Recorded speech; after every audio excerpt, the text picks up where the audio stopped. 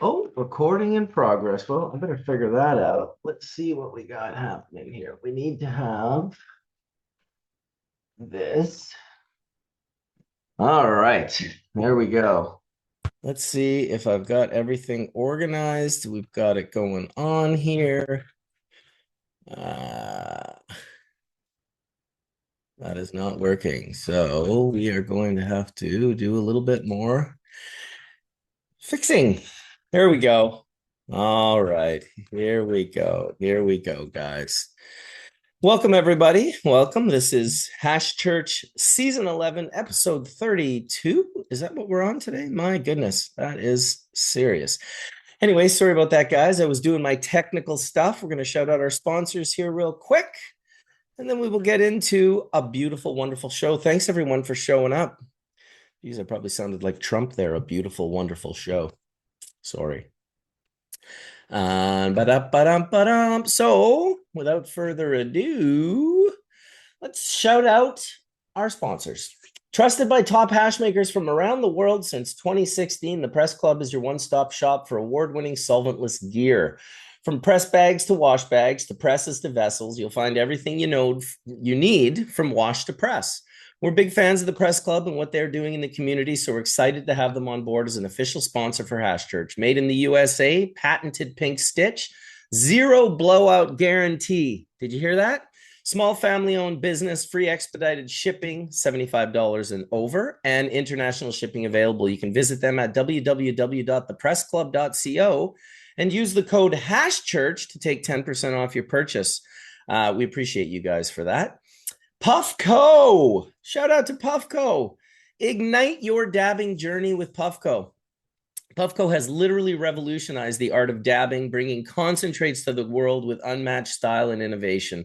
From the pocket-sized Puffco Pivot, delivering portable 3D chamber flavor, to the Peak Pro, the ultimate smart rig with Bluetooth precision and massive clouds, especially with the 3D XL bowl, and the modular Proxy, redefining versatility with its sleek, customizable design.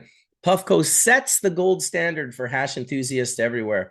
Their cutting-edge tech has made dabbing approachable, flavorful, and fun, inspiring a global community of concentrate connoisseurs. We're beyond stoked to have Puffco as a proud sponsor of Hash Church, fueling our passion for sharing the love of hash with the world. You can shop the Pivot, the Peak Pro, the Proxy, and more at puffco.com and join the dabbing revolution. Beautiful. And of course, last but not least, bubble bags. Well, we set out to as the premier choice for water hash extraction, and it's no surprise why. We are the original innovators who set the standard for quality and performance. Crafted with durability in mind, these bags come with a lifetime warranty, ensuring you're covered for years of consistent use. The team behind Bubble Bags takes pride in their pioneering legacy, backing every product with unwavering. And yes, I know I forgot to do this. So there's the Puffco. Sorry, Puffco. I went right through you without changing the photo. But you know what?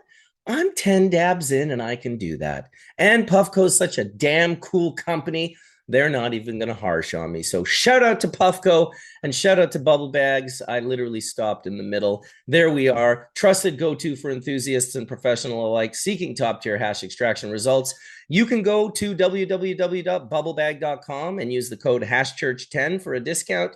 You can also call us at 1-866-MELTING. So please do that. Today I have my Pivot. I have my Proxy, and I have my Peak Pro 3D XL bowl, and I'm going to be puffing out of all of them today. So pretty stoked about that. Let's see who we got as the early birds, the gung-hos, the can't get enough, the show up before everyone else. Huge surprise. It's Etienne. As you would assume, nobody is more gung-ho than Etienne. And it looks like Jeff Rawson's in the house as well. Is that your buddy that you met at the Canamed, Etienne? Hello, Jeff. Oh, Hey. maybe you guys can't hear me. Can you hear me? I hear you. Okay, perfect. Perfect. Geez, I was worried about that. Welcome, Jeff. Welcome, Etienne. Welcome. Hi, Thank you. Marcus. Hi, Etienne. And another Mark just popped in. Mr. PhD Mark. How are you doing, Dr. Thank Mark you. Chaldon?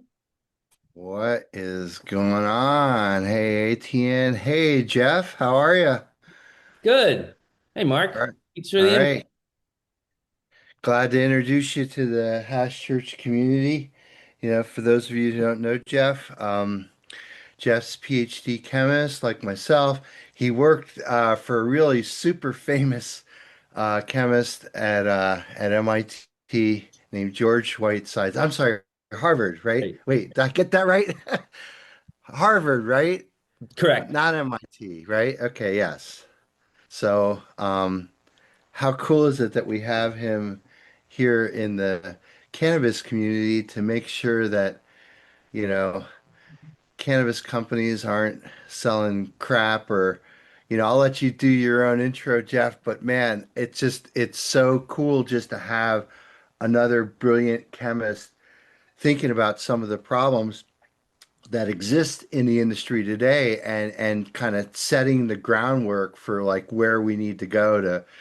And I think, AT&U had sent us, everyone who's on the House Church mailer got a notification about this recent report that talks about this Cryptococcus neoformans thing we could talk about. But it's so important, again, to have scientific grounded people like yourself, Jeff, who know what it's like to investigate things at the molecular basis, be one of the contributors in our newly found industry. But I'll let you introduce yourself, and yeah, thanks for joining today. Totally. Wow. I'm embarrassed by the introduction. Thanks, Mark. That's really nice of you. Yeah.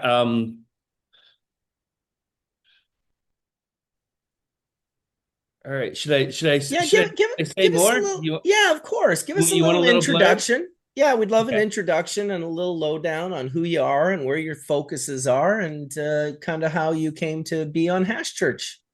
All right. Yeah. Well, my name is Jeff. I'm a chemist. I I had kind of a long and challenging progression through academia, um, in which I got a PhD in what's essentially physical chemistry, and I then went and was a research scientist in Germany for a few years at a like a national lab there that was really focused on solid state physics. I've had like a pretty diverse education, and like kind of all across the sciences at this point.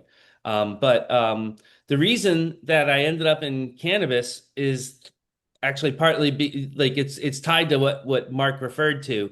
Um, I got tired of doing research that was impossible to explain to people. And I started understanding science in a different way. That's what happens when you get more perspective and you branch out from like the things that you started working on. Um, I started understanding what makes some things more important than others, and a lot of it has to do with how many people it impacts, obviously, right? I wanted to do research that would maybe have impact a few more people, make more sense to people, and maybe touch on like health, like public health. Um, I left Germany and I went to Harvard and I worked for a fairly famous scientist who uh, That's an eventually understatement, Jeff, right? Come yeah, on. it eventually encouraged me. He actually encouraged me to move in to investigate cannabis. Um, he was interested in the electronic cigarettes because it's new. He was interested in anything that's new. Um, and but he knew that a lot of new he recognized that a lot of new science was going to come out because a bunch of prohibitions on research were going to be lifted, and it's going to be a big scientific opportunity. It's green pastures. He pushed me in that direction, and and encouraged me to work on cannabis electronic cigarettes. But he said that I we weren't ever going to get the DEA license. So, so I had to like figure out what to do. So I did a lot of studies on the hardware, and I used X-ray fluorescence to. I figured out that you could use X-ray fluorescence to really rapidly screen vape carts, and it's really useful because actually a lot of bunk vape carts, they're made out of brass that's about 3% lead. So that's the heavy metal risk. Like the parts per billion of arsenic and lead that's in the filament doesn't matter. You could eat the whole filament without getting like a very significant dose. But 3% lead in an alloy that's rubbing all up against your oil matters a lot. That really leaches out of brass. So I studied them, and then I could study the hardware, and then I ordered Delta 8, and I did farm bill loophole research in a Harvard lab. And I literally had undergrads filling vape carts for experiments, and we built this little electronic auto puffer to and we'd separate the particulate from the gas phase and figure out how it depended on the concentrations of terpenes. Figured out we're working on the material science of the aerosol, basically. So that was not built to last. Eventually, eventually, like the department chair, actually, I think, talked to my advisor and asked him why I was doing all this, like why I talked about cannabis all the time, and if I was doing cannabis research. So then George was at the end of his life cycle. He was like he was being forced into retirement, and postdocs were leaving really fast. So it was pretty easy to push me out of Harvard. So I founded a nonprofit to do consumer protection because I'd learned so much about and gotten inspired by those. I'd gotten inspired by those experiences and studying these vape carts and realizing it's all like a Wild West. That lots of, and especially that lots of one of the things I learned in my research, I collected a bunch of vape carts from local high schools, like regional high schools in the Boston area, that had been confiscated. Because when they confiscate drugs from children in schools, there's often no real procedure. There's just some assistant principal. It's always the assistant principal, and that guy's usually just got like a drawer or a shoebox full of weird stuff that he's gotten from kids. So I got like a few of those guys' drawers and shoe boxes, and I screened all the vape carts, and it turned out that, of course, our system, because kids buy drugs on the internet and not in dispensaries, our system was funneling all the leaded carts to the children because the internet is where you buy the knockoffs. Brutal. Yeah. I realized that there's this whole like world of public health that needs to develop around the same way. Actually, like we have consumer protection organizations. Like a pretty famous one might be Consumer Reports. At least I know it because I grew up with the magazine in my household. But it's kind of an interesting story. Consumer Reports, people don't talk about it that much now, but there was a time when Consumer Reports was famous and controversial. When they first started, they actually, Consumer Reports endured several really high-profile lawsuits from big companies that were pissed at them. And but they never lost. So Right. yeah, organization, like we don't think about it now, but we benefit hugely from a very safe consumer landscape compared to like the bad old days, as you might call For it. adults, it seems though the fear of children and children getting a hold of things, people just don't want to talk about that. They're like, well, that's not happening. We're making sure they don't get access. It's like you can go on the dark web and buy. There's this kid named Goblin, and I think he's got about 2 million followers on Instagram and Oh gosh. X, and he's kind of a cannabis personality, but not really. I don't know a ton about him, but what he does is he goes online and he buys all these different like vape pen drugs, like psychedelics and different things, and then he tests them, and then he talks about how dangerous or bad they are. and sort of exposes that you can just go, forget about a gas station, like they'll deliver this right to your door. And so it's an interesting conversation that we can get into that is about the children. And even you said it perfect. There's a vice principal with a drawer. It's like, well, how does he have permission to have all that stuff in that drawer? It's like he's not Yeah, the, well, the he doesn't even. I mean, a lot of times there's not that much of a system or anything. I mean, some of them right. give it to the cops, but the cops are like, okay, like what, like what are we gonna? I mean, what are we supposed to do? The cops just like throw it away or something, or they. I mean, what are they gonna do, right? Like, um, so yeah, yeah. So anyway, like I've kind of gotten inspired by these, I guess, like kind of previous efforts that I've learned about. I learned like when at any time that you have some new sort of like commercial space um that involves like I don't know, like any kind of like chemical or drug or fine product really, um there's almost always like outbreaks of fraud that you have to fight against, and it takes a lot of work. Actually, it's like a huge project to regulate industries. Like it's Yeah. And when you I've say learned a whole bunch fraud, about that work. And when when you say fraud, it's not really about like tricking people into buying the fake one. All you have to do is make the fake one and people are happy to buy it. yeah, yeah. Well, there are a lot of interesting dynamics when you're when your commercial product is like habit forming substances. There are a couple of Sure. a couple of interesting like market principles that I've learned about. Um, like there's a right, like demand. Well, your demand is not very elastic, is what they say. It doesn't change very much. The demand stays where it stays. So if supply goes down, demand stays pretty consistent and prices just really go up. So, for example, right, and that's kind of what you're referring to, right? That there's like such a huge built-in demand that almost any product can get some market share, and they really compete on price, right? Because nobody can tell the difference between anything. Well, then So I always go back to how is a vape, like just to, be the devil's advocate for a second.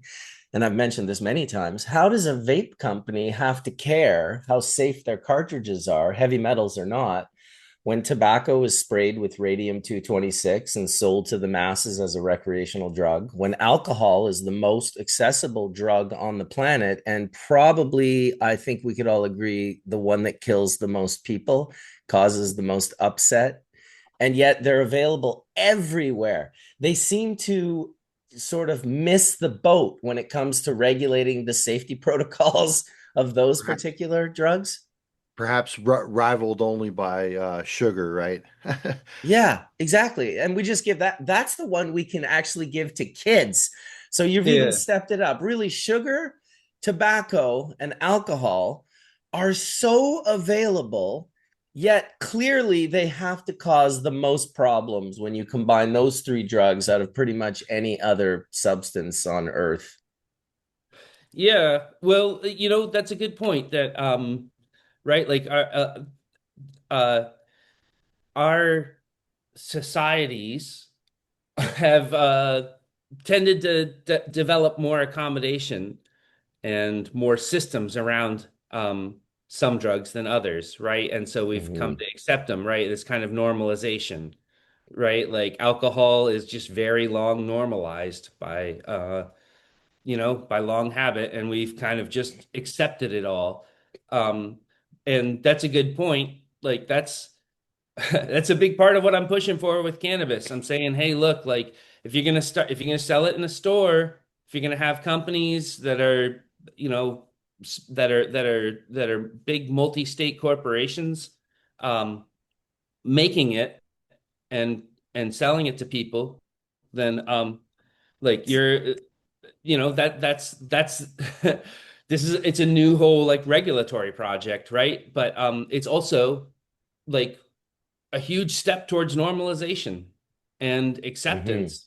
But that means then, right, like if they're going to put a number on it, then it's got and then on the label, then it's got to be like numbers on labels of other products, right? And there are actually laws about that are already written, like in consumer protection law in the United States, and I think most places, it's the producer of a product when they put a number on the label, they take responsibility for that number.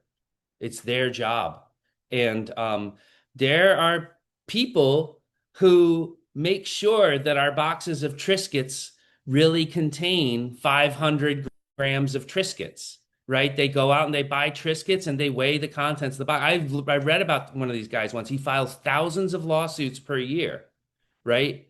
He's making sure that we get what we pay for from all these products, right? And you actually have to do that. Oh Every yeah. system, like if you look at a marketplace, it's like an engineered system, right? And if you're going to control the outcome, which is the accuracy of a number on a label that a consumer sees, right? Or the accuracy of anything else on the label, right? Say, germane to what you were talking about before, right? Whether or not it was irradiated, right? If you want to know and you want that label to actually be accurate, you're going to have someone testing every once in a while and checking, because you only control what you measure. Those places have massive metal detectors too. All food processing plants run the food through metal detectors because the ultimate boo-boo in food is having a piece of metal end up in the food and crack someone's tooth. I worked with a QA Or woman in the perforate cannabis their industry. gut, right? Yeah, exactly. Or even worse, exactly, a Yeah. perforated gut. Oh my God. Pretty crazy. I sometimes look for cannabis to cannabis, and it's a double-edged sword. Obviously, I don't like the over-regulation of cannabis because I personally think cannabis is a lot less processed and seems more like produce than, say, Triscuits. Now sure Yeah. you could produce cannabis products to be like a Triscuit after you process it many, many times and do a bunch of processes to it and get it to an oil and an edible, and now it's a food product and it goes in a box and it has all of that processing. But cannabis itself and hash is very, very mildly processed, and it seems like it would do better as a produce. But my point is that I do appreciate that, when I look at cannabis regulations and I'm thinking, wow, some of these are a bit hardcore, but it's like for the most part, they're set up to protect us. We hope, and that's why we're going to have this conversation about the mold and Kevin McKernan's work that was discovered recently. We'll get into that in a little bit, maybe even next week if he can't be here today. But I guess I look at it as, and hopefully I don't lose my point here because I am pretty baked already this morning. What was I saying? What was I saying?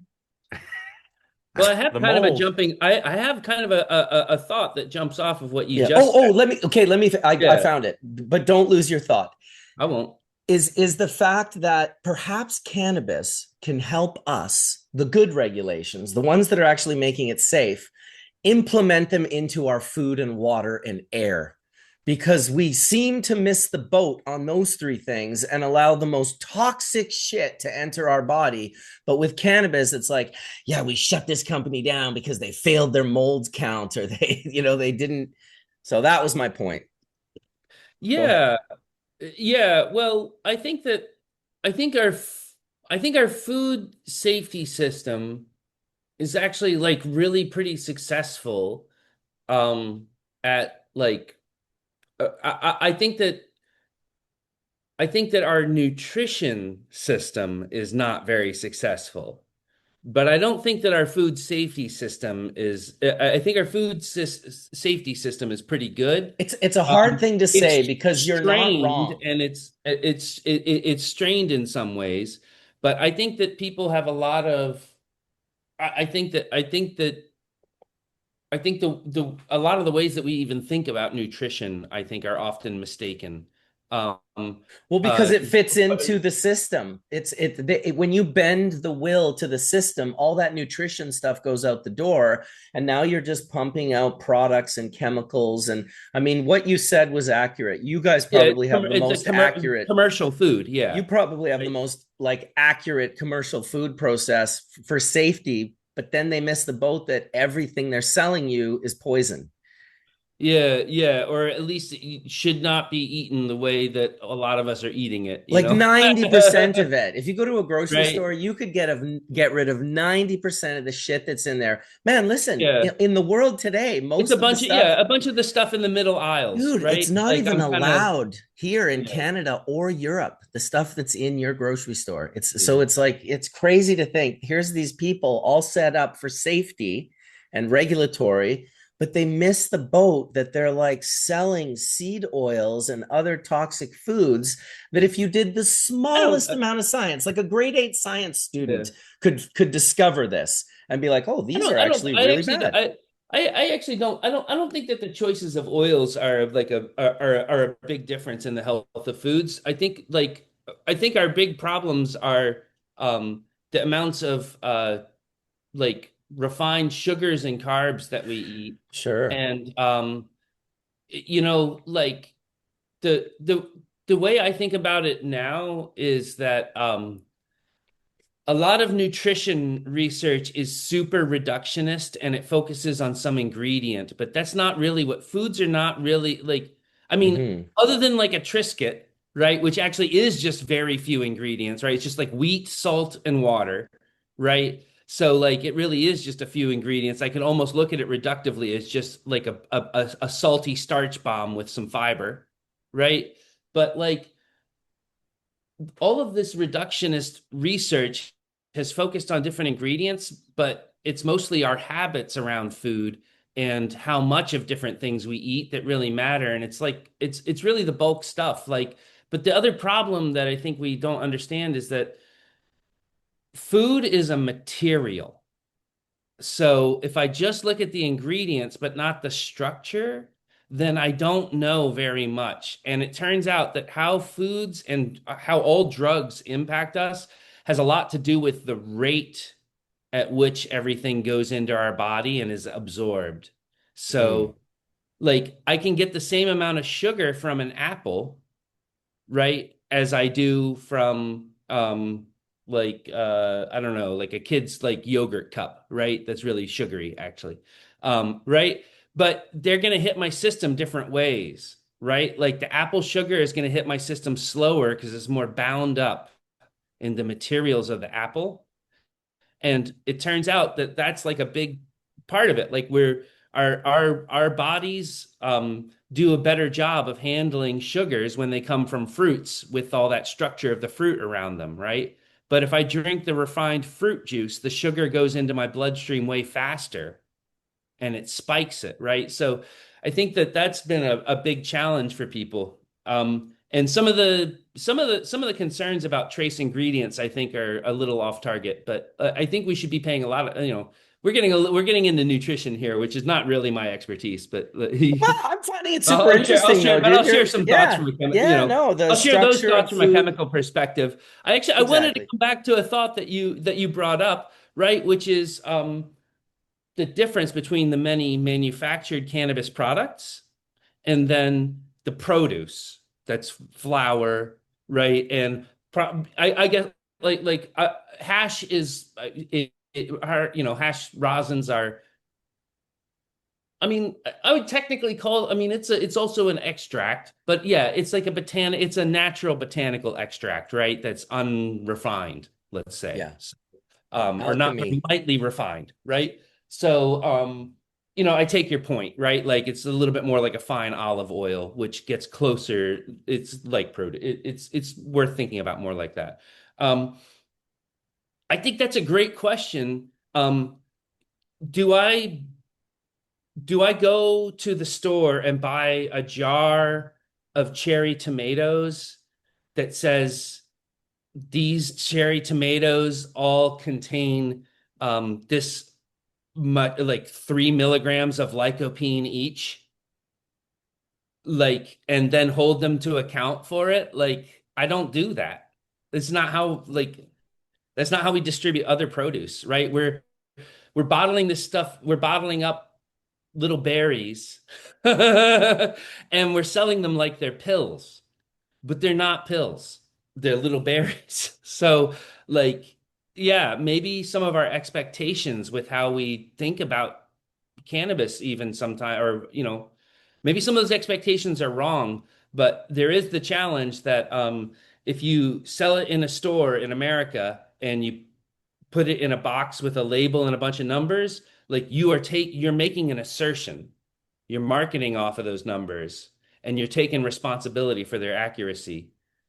So, this is a tension we should really work out. Like, I think maybe for, right, like for cannabis, for me, flower, I feel like it's kind of useful for me to know if it's actually like 30% or 18% or 12% total THC. I feel like those very broad gradations actually make kind of a difference that I think is a little bit consistent for me, and I can kind of notice something, I think. So, but like maybe people don't need to be told that it's 25.68, right? Like, what's the point of that?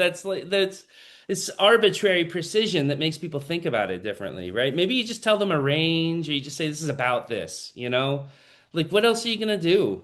Um, like, it's the whole choice of trying to market too strongly based on just like a few numbers could be one of the problems, right? Well, for us, it's not the marketing, it's the regulatory framework. And because the regulatory framework says you're only allowed to be out of the number a certain percent, Yeah. making sure your starting number is as accurate as possible allows you more room either way on the scale to be that. I don't know if it's 5% or what it is, but it's a very low Yeah. number.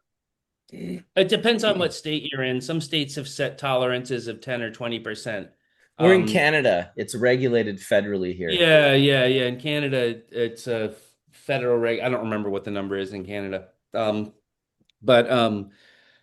like yeah, I agree with you that some of this, like, we should be willing to re-examine some of these things. We haven't been doing this for that long, right? Like, we don't need to treat it like these last 10 years are 100 years of beautiful precedent where everything went exactly the way we would want it and we shouldn't change anything, right? So, Um, Jeff, when you started testing stuff that was in the marketplace, it was mostly in Massachusetts, right? I mean, you're just sort of testing products that you were able yeah, to sort I of live some, in Massachusetts, so yeah. so So, I definitely have tested mostly products here. I've also bought some. I've bought products off the internet and tested them. Yeah. so basically what you have observed since you've been testing products that are in the marketplace is that really nothing lives up to the labels, right? There's not. Oh, it's actually a little more complicated than that. I I there are maybe 250 like active producers in Massachusetts. It's hard to estimate because some licenses say they're active, but they haven't produced much in a while. And there's also a lot of old product in our wholesale system. But you know, each one of most uh, other than the smallest producers, most producers have quite a large number of SKUs, actually, a lot of products. And so I am nowhere near able to statistically sample that market, like nowhere close. Um, but I have found a real mix of results. Like for manufactured products, they tend to be like their contents tend to be labeled pretty accurately in dispensaries. But if you buy gummies, so like if I buy a gummy from a dispensary, it'll almost certainly be dead on. But if I buy a gummy from a smoke shop or the internet, then it's very likely to be off and also full of synthetic byproducts.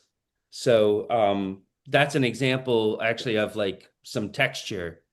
And it shows you what, right? Like this whole regulatory system is more like regulatory systems for like manufactured foods. So it makes sense that it would be more successful for the products that look like those. And those companies are approaching this differently, right? Like their consumers want consistency. Many people are dosing with gummies. So so I think that's a useful lesson. With flour, it's usually with flour it's almost always slightly lower than the label. Um, there are sometimes I get products that are labeled pretty close to accurate. So I've had some flour that comes in within 10%. I've had a couple of pre-rolls that were really good. Um, but then I've also had some like pre-rolls are can often be like the worst. And I've learned recently that there's a special reason, at least in Massachusetts, it's the standard practice to actually have a defined ratio of trim that they mix in with their buds, usually 50-50, so that your pre-rolls are half trim. Floor And sweepings. yeah, yeah, yeah. All And trim, don't you think? All Some trim. are. some of them are all trim, but it's actually often it's very what's a very common boardroom. I learned from people who's from businesses.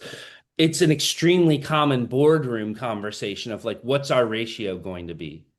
Like, are we going to give the people 60-40 this week? Yeah, that's You that's know? because the CFO is calling the shots, not the hash maker. Yeah, yeah, yeah. And so like it's this really fucked up situation actually because so then they test the nicest bud in the batch. In Massachusetts, a batch can be 15 pounds, right? But in other states, it's different sizes. They test the nicest bud that establishes the all of the values on the certificate of analysis. And then after that, they And take who all the selects that bud, Jeff? Does the grower they select? the grower selects it, and then Right. after that, they take that trim, and the same certificate of analysis goes with it, and they put it in pre-rolls, and that's how I buy a pre-roll that's labeled 30% total THC, but it's actually 14%. Now that's huge, man. Like the typical lab-based inflation is a lot less. I think that there's a typical lab-based inflation that's maybe 20% of the value that I Yeah, see. labs are just interested in getting you over 20% in Yeah, Canada. yeah, It seems like now it's more about terpenes. And if you yeah, test for more terpenes, if your lab tests for 180 versus 20, you're going to come up with a higher terpene percentage than other labs. But precisely. in markets like Massachusetts where there's multiple labs, now they could send samples to multiple labs, find the labs where they get the best results and just go with them, right? The whole lab shopping phenomena, right? Yeah, Mhm. that has been a real thing, and a lot of my like my best understanding from interviews with employees of labs and analysis of data and recent enforcement actions. Um, I think that quite a lot of what happens is really like it's sample by sample and selective. It's shockingly ad hoc a lot of times. I mean, I have heard of situations where they have post-it notes that in the lab that tell them how to treat samples from different producers. So I know that there are some at least slightly more systematic things that people have done, but a lot of times it's just they don't inflate the THC on every measurement universally. It's more like the producer is satisfied with half of their results and they're not satisfied with the other half, and they keep asking for retests of half of their products until they get the number they want. So it's like this, it's pretty ad hoc. They don't necessarily lie about every batch because sometimes the like a lot of this is fluffing the producer's egos. The producer likes to think that they're really like growing like fireweed all the time, you know? And sometimes the producer's just like, nah, man, that can't be 18%. I smoked it, that's gotta be 25, right? And so that's like Yeah, it's shockingly unsystematic in some cases, at You least. can't tell the difference just by smoking it, right? But where you Not tell, always, no. I mean, well, sometimes I can tell I've got I've got a bunk batch. By I smoke it and I'm like, man, I didn't feel anything. I tested, it's like 13, you know. So that definitely does happen. But so like, I mean, I'll maintain that a lot of this THC potency thing is all just like a secondary artifact of prohibition in itself, right? Because this, you know, it's the dispensary purchase and the psychology of someone who's in the dispensary is be like, okay, I'm paying for the aquarium, I'm paying for the nice couches, I'm paying for all this nice music and lighting, I'm getting fleeced. I better get the best value for my buck. And what do you look for? Well, THC content.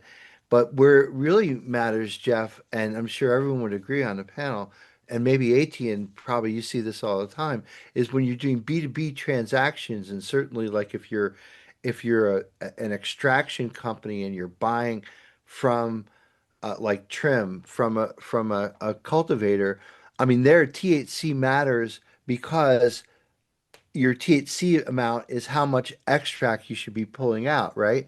And it's again, if you're about cherry yield. picking results and things always look so much better on the COA than they do in practice. You're like, shit, this stuff doesn't analyze for 15 or 20%. This stuff analyzes for 4 or 5%. Like, and you try to keep it, you know, scrupulous as you possibly can because Jeff, it's crazy. There's an aftermarket for already extracted weed. People Yeah, who've basically already taken like a first pass and grabbed terpenes and most of the cannabinoids. Oh, there's still some cannabinoids left on that. Sell that shit. And now you I have some know. low Well, that's what potency. happens when people are all smoking the trim.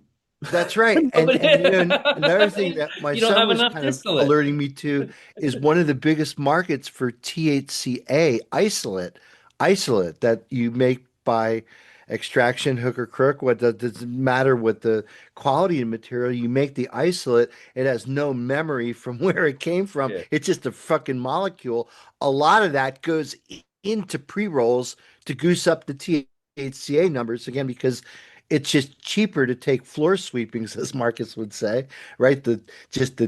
trimmiest trim that has no fucking content at all. Goose it with a little bit of THCA isolate, put it in pre-rolls. And Jeff, I don't know, did you go to BizCon this year? It was the pre-roll show. Every Yeah. third booth was freaking either a pre-roll machine, pre-roll packaging, pre-roll, just And all everything different was about there's different there's different interesting like infusion methods that are, right. right, Yeah. from the really cool robotic like hash hole joint makers to like the weirdest ones I've seen are some where they take fine flour, like finely ground flour material, and they have some coating process so that they They can have a coat machine. it in a They have a machine that they coat actually it in imbibes it. it's not it's like spray, but like It look they have to some me, material science that makes it so that even though it's coated with a lot of THC, it's not too sticky and it still rolls up well in their joint. yeah, I wasn't allowed in the room, but I could see it from the hallway. It looked like a vending machine to me. And they Yeah. they put trays of stuff in there. And when I first walked into the building, we were looking at some properties, and it was like, oh man, they must grow fire weed in this place. It's like there's nothing being grown in this place. They have this terpene infusion machine that Yeah. stinks up the joint, something fierce. And I went by the packaging room, and then from the packaging room went over to where they were doing this terpene. I'm like, wow, I can't believe there's a market for that. So it might even be already extracted weed. So think about it. Yeah, already Already extracted weed extracted weed. So someone's already grabbed the for low-lying really fruit, shitty and stuff. now Yeah. they're reinfusing it with terpenes. Yeah, it's And called beasters. We came up with Yeah. that shit like 35 years ago, dude. All you do is bounce the weed and then you sell the weed. yeah, Now we and we then you weren't doing add it THCA personally, isolate. You but the add buyers THC were. isolate so it actually, Marcus, the joint will work. I mean, You can control it. You can control Yeah. you exactly can how much. control exactly how much Yeah. THC isolate you And put in there. I will say this, I agree with Jeff in this sense, because I hear people all the time, we got to get rid of the THC. It's like, well, let's not do that. Let's not be so extreme. Like there should be many ways to enjoy perceiving the purchase of cannabis or cannabis products, and it shouldn't all be based on the two numbers that Etienne can assure everyone in this room that it is based on, which is price and Yeah. THC percentage. I want to know, I love to know my THC percentage. I love to know as much as humanly possible. I got the little NIR unit from Neo Spectra. I don't know if you've ever played with this little guy, but I've been having a blast with this little dude, man. The static sifting unit.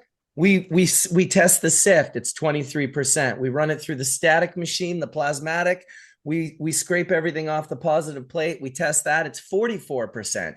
In a single pass in under a minute, we purified our resin. I love connecting the purity to the increase of percentage. Do I care what the percentage is? Not necessarily. I wouldn't buy it based on that. But as a sort of personal scientist guy, I want to know all the numbers all the time as I isolate the resin. I was laughing about metrics can guide your process, you know. Listen to how crazy this is. These static sifting machines from Sambo Creek. I have a little home desktop unit right here. This sounds really cool. This little guy, yeah, it's so insane. You got a positive and a negative plate on the inside of this thing, and the sift falls from the top, and it basically and it just separates. It just isolates. I'm a huge fan of the electrostatic force. Yeah. So Skunkman Sam, paying homage to Sam, who really turned me on to the static sifting so many years ago. This is like a full circle. By the way, this thing showed up on Sam's birthday. On his birthday, this machine showed up at my house. It was such a trippy sort of thing. But yeah, it definitely it's unique. It has it's what I thought of the other day, and this is very unique. Imagine this, Dr. Mark. In Quebec right now, they're desperately figuring out ways to cut the hash because Quebec has a cap on 30% THC. Now, keep in mind, the majority of the hash that's been sold in Quebec for many, many years has been under 30%. And I'm talking about the imported hash, not the hash that people are making themselves. But Quebec are no slouches. They smoke the most hash in Canada by a mile. They are our hashish province. And so I was thinking, Quebecois. Yeah, exactly. So I was thinking the other day when I was testing material and I kept testing the negative plate stuff and it was coming back at 0.57 THC. And I thought this Valenvera's machine must be broken. I must be doing this wrong. And I tested it like 3-4 times and I'm like, it's not wrong at all. It's literally reduced the THC to almost nothing. And then I thought, wow, I could probably sell this stuff into the Quebec market. This chafe that's basically 50.5% THC. That's exactly what they need because it's basically hash. There's no good. You can't. No, they're using CBD, and I promise that's not as good. It affects everything, especially because you won't get as high. Jeter? Here's something I purchased at the California State Fair. Okay. This is a rosin infused, supposedly joint. Yeah. And on the outside, if you open it, it smells like fake strawberry. So they're using. Wait. I want to show you this. Okay. So they have some sort of fluid they're spraying on the outside of the joint and they're rolling green kind of, trichome mix. It's definitely not static separated. And it's got a nice glass tip. Of course, it's got a rubber tip on it because why do you need that? Over packaging is bad. But I bought this because you're allowed to smoke at the state fair. Now, I brought a joint of David weed with me, which I actually smoked there because David Watson would want to be smoked at the state fair. But you have to give a receipt. So I bought this just in case, just to show. And I opened it and smell it. And if you could smell how absolutely fake. So for some reason, they added fake strawberry terpenes to a perfectly crappy joint to, spike it so the normal consumer can relate to that smell. Whereas we cannabis people do not like food-derived cannabis, food-derived terpenes added to our cannabis. That's another, stain. But look, it's got diamonds, on Yeah. top of, supposed rosin. Why do you need to add the fake flavor? No, I know. These are some of the things I've been seeing, and it's so nuts. They try to make it taste like candy. Yeah, I wrote a review of one that was it was like the Charlie Peachy rings, like those peach gummies, and it had that just such a strong smell, and it was an infused joint, so it was like maybe 30%, 35% total THC, and I referred to it in my review as the Four Loco of weed. I've always said it's for people that have blown out their sensories. They've been drinking and smoking cigarettes, and when they smell that fake cherry or fake strawberry or fake pineapple, they can perceive it. Whereas a lot of the Yeah. cannabis, they're just like, oh, I don't know, it just tastes like weed. It's like I don't, don't you smell the guava? Don't you smell the? They don't really perceive that. I've seen it in person. Peach rings, exactly what you're talking about. Like it's like it was sprayed out of a Lysol disinfectant can, Yeah. and the people in the car with me, they threw it out the window because they were connoisseurs. Yeah. She was just buying stuff. My friend Allison was buying stuff at the different stores, but afterwards we were like, I said, that's the number one joint in the country, isn't it? And she said it is. Yeah. Yeah. Yeah, that's what they're selling a lot of that shit actually. Yeah. The Well, grossest ones. it's It's like, because yeah, people love it, and that's what we always find on this show is that we're set up for a smaller group. We're set up for a little side quest of the cannabis experience, which is like we're over here in the aromatic volatile compound world where all of the non-perceivables, the things that we can't perceive about these compounds or we haven't figured out how to yet, are the things that sort of are the reasons behind, because you can come on as a chemist and be like, botanical terpenes are exactly the same molecule as cannabis terpenes. yeah, Yeah, that's true, but the unperceivable, and back then we weren't quite sure. Now we're like, oh yeah, these long sulfur chains, thiols and thiolates and there's other things present. Obviously, they're a part of this, aroma as well. It's very human for us to have like some CBD in our cannabis. Like it could just be one of the 800 compounds, and we'll be like, oh, that's my CBD flower. That's CBD flower. And we do the same thing with aromatic volatile compounds. It's the terps. You got to save the yeah. terps. It's like, well, definitely save the terps, but save all that other shit too. Yeah, yeah. I mean, well, look, that's it's true in all kinds of like flavor and odor as well, right? That the natural mixtures of compounds are complex, and the sensory experience comes from a lot of different compounds, not just one. And when we try to say like over essentialize, right? Like it's sort of like we're always like, yeah, boiling something down to just a few essential ingredients, right? And saying, oh, that flavor, banana flavor is this one compound, right? Well, it's not, you know. So, that's why all our candies, right? All our fruity candies taste like fruit, F-R-O-O-T, They don't taste like the real fruit. No. And yeah, so these, like I think that right, like Four Loco is like this is like what you get when you need to get hammered off of one can of something, right? I've only got $4. Like, right? Like it's like for kids, right? Getting drunk, sneaking out from their parents, right? That's basically where a lot of the weed industry is right now. That's the sophistication of our consumers. In 10 or 20 years, you'll have a lot more hash appreciating people than you do today. I but I I know but it's we always going to will. be probably a niche, Well, like I I think think you're right. you should look to like other mature markets. Like I think alcohol is a great example where there's many levels and price points, and you've seen like you've actually seen a return from a race to the bottom in beer in particular, where there used to be like very bland, very similar corporate beers that dominated the market totally. And now There are at least a whole bunch of, there's a range of craft beers. Some of them are authentically craft. Some are kind of, used to be craft and got bought out, right? But there's a whole range of tiers. The big beer producers that are bland are still the biggest ones, but they've also been forced to innovate a whole lot.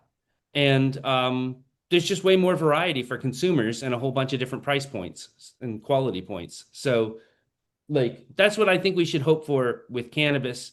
I would love to see all the greatest, most artisanal products actually become the most popular, but that would sort of, I mean, that would sort of defy the McDonald's principle, you know? For sure. I Yeah. wanted to welcome Dr. David Allen and Jen Doe into the room. I missed Logan Dabbs. I apologize. Wolverine Dabbs, Logan Dabbs. Logan does dab, though, I can assure you. He was here recently. Yeah, good morning, Dr. Allen. How are you doing? I'm doing quite well. Excellent. You got your eyes fixed recently. How's that been for you? I can read without glasses now. Wow. Holy shit, I'm eh? gonna have my other eye done in a week, I think. Yeah. You were saying colors are electric when you first got They're it done. electric. It's unbelievable the difference in colors. And I didn't realize I was as blind as I was. I couldn't really see to shave. I could now definitely tell there was better. something with your eyes when we were filming our show. You'd always have them doing something. I was like, yeah. I mean, I'm 52 and I'm glad there's an operation like that because I can just feel my one eye starting to flicker a little. My left is very dominant. I can see very far and I can see fairly close, but my right eye is starting to the check engine light's starting to come on, I think. So I was a little afraid to do it because I don't trust the medical institutions. Which is insane because you are a retired cardiac thoracic surgeon. Well, I have something to say about these terpenes and things. Please. And the first thing is Jah over evil, God over evil. Okay? And so you could write this down. If God made it and you use it, it's probably okay. If man touches it, it's probably not. And so these terpenes and things, and this I predicted this 25 years ago because you could go to events in California and the labs that do the testing, they have to zero their machines. And so they have to have purified samples of different terpenes and things. And they would have a table with 15 or more terpenes, and some of them were acrid and some were pleasant. And so these people that are adding stuff to cannabis, they don't know nothing about physiology. All they may know their machines and how to zero their machines, and oh, this smells better, but they don't know what effect it has on the lung. They don't know pathophysiology. And the way these terpenes are regulated by law is through a thing called generally recognized as safe, GRAS. And what that means is there's like limonene or something, you could eat so much of that and not die. And that's a proven science. But they don't know what happens if you breathe it. And no one is going to pay for a study. Well, if you breathe in banana flavored marijuana, is it going to cause a carcinoma? No one knows that because there's no money in investigating it. And so these guys that are experts at extraction and their machines and stuff, they can manipulate stuff. And in Romania, they're adding synthetic cannabinoids because it has quite a punch because they're full agonists. And they're reporting deaths from marijuana.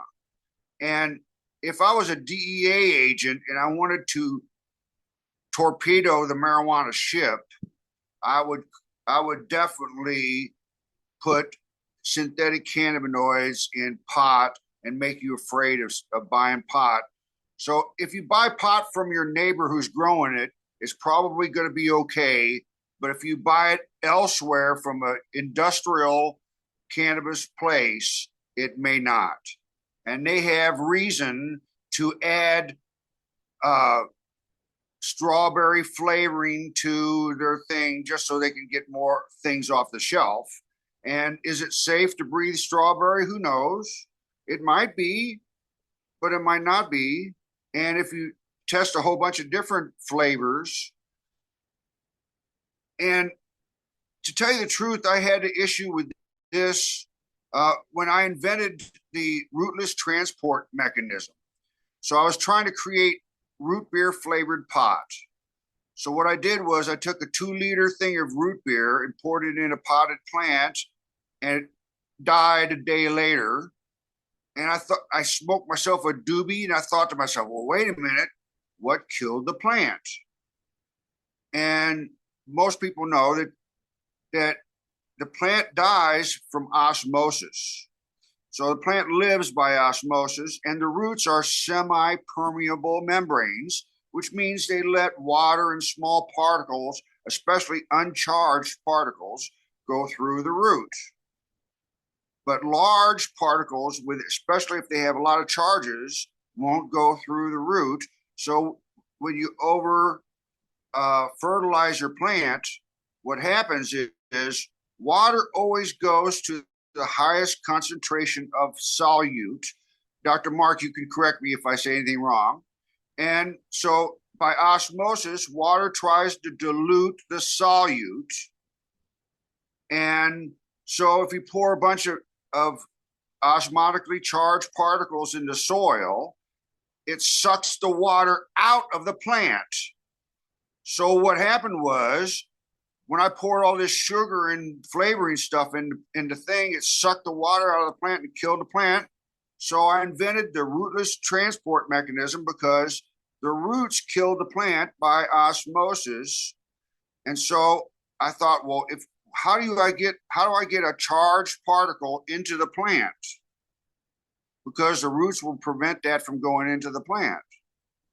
So I thought, well, cut the roots off and put it in a bottle of whatever you want to flavor it to. So I used Mexican vanilla extract, and the next day the buds were brown and they smelled like vanilla, and it took an extra week or so to dry it out.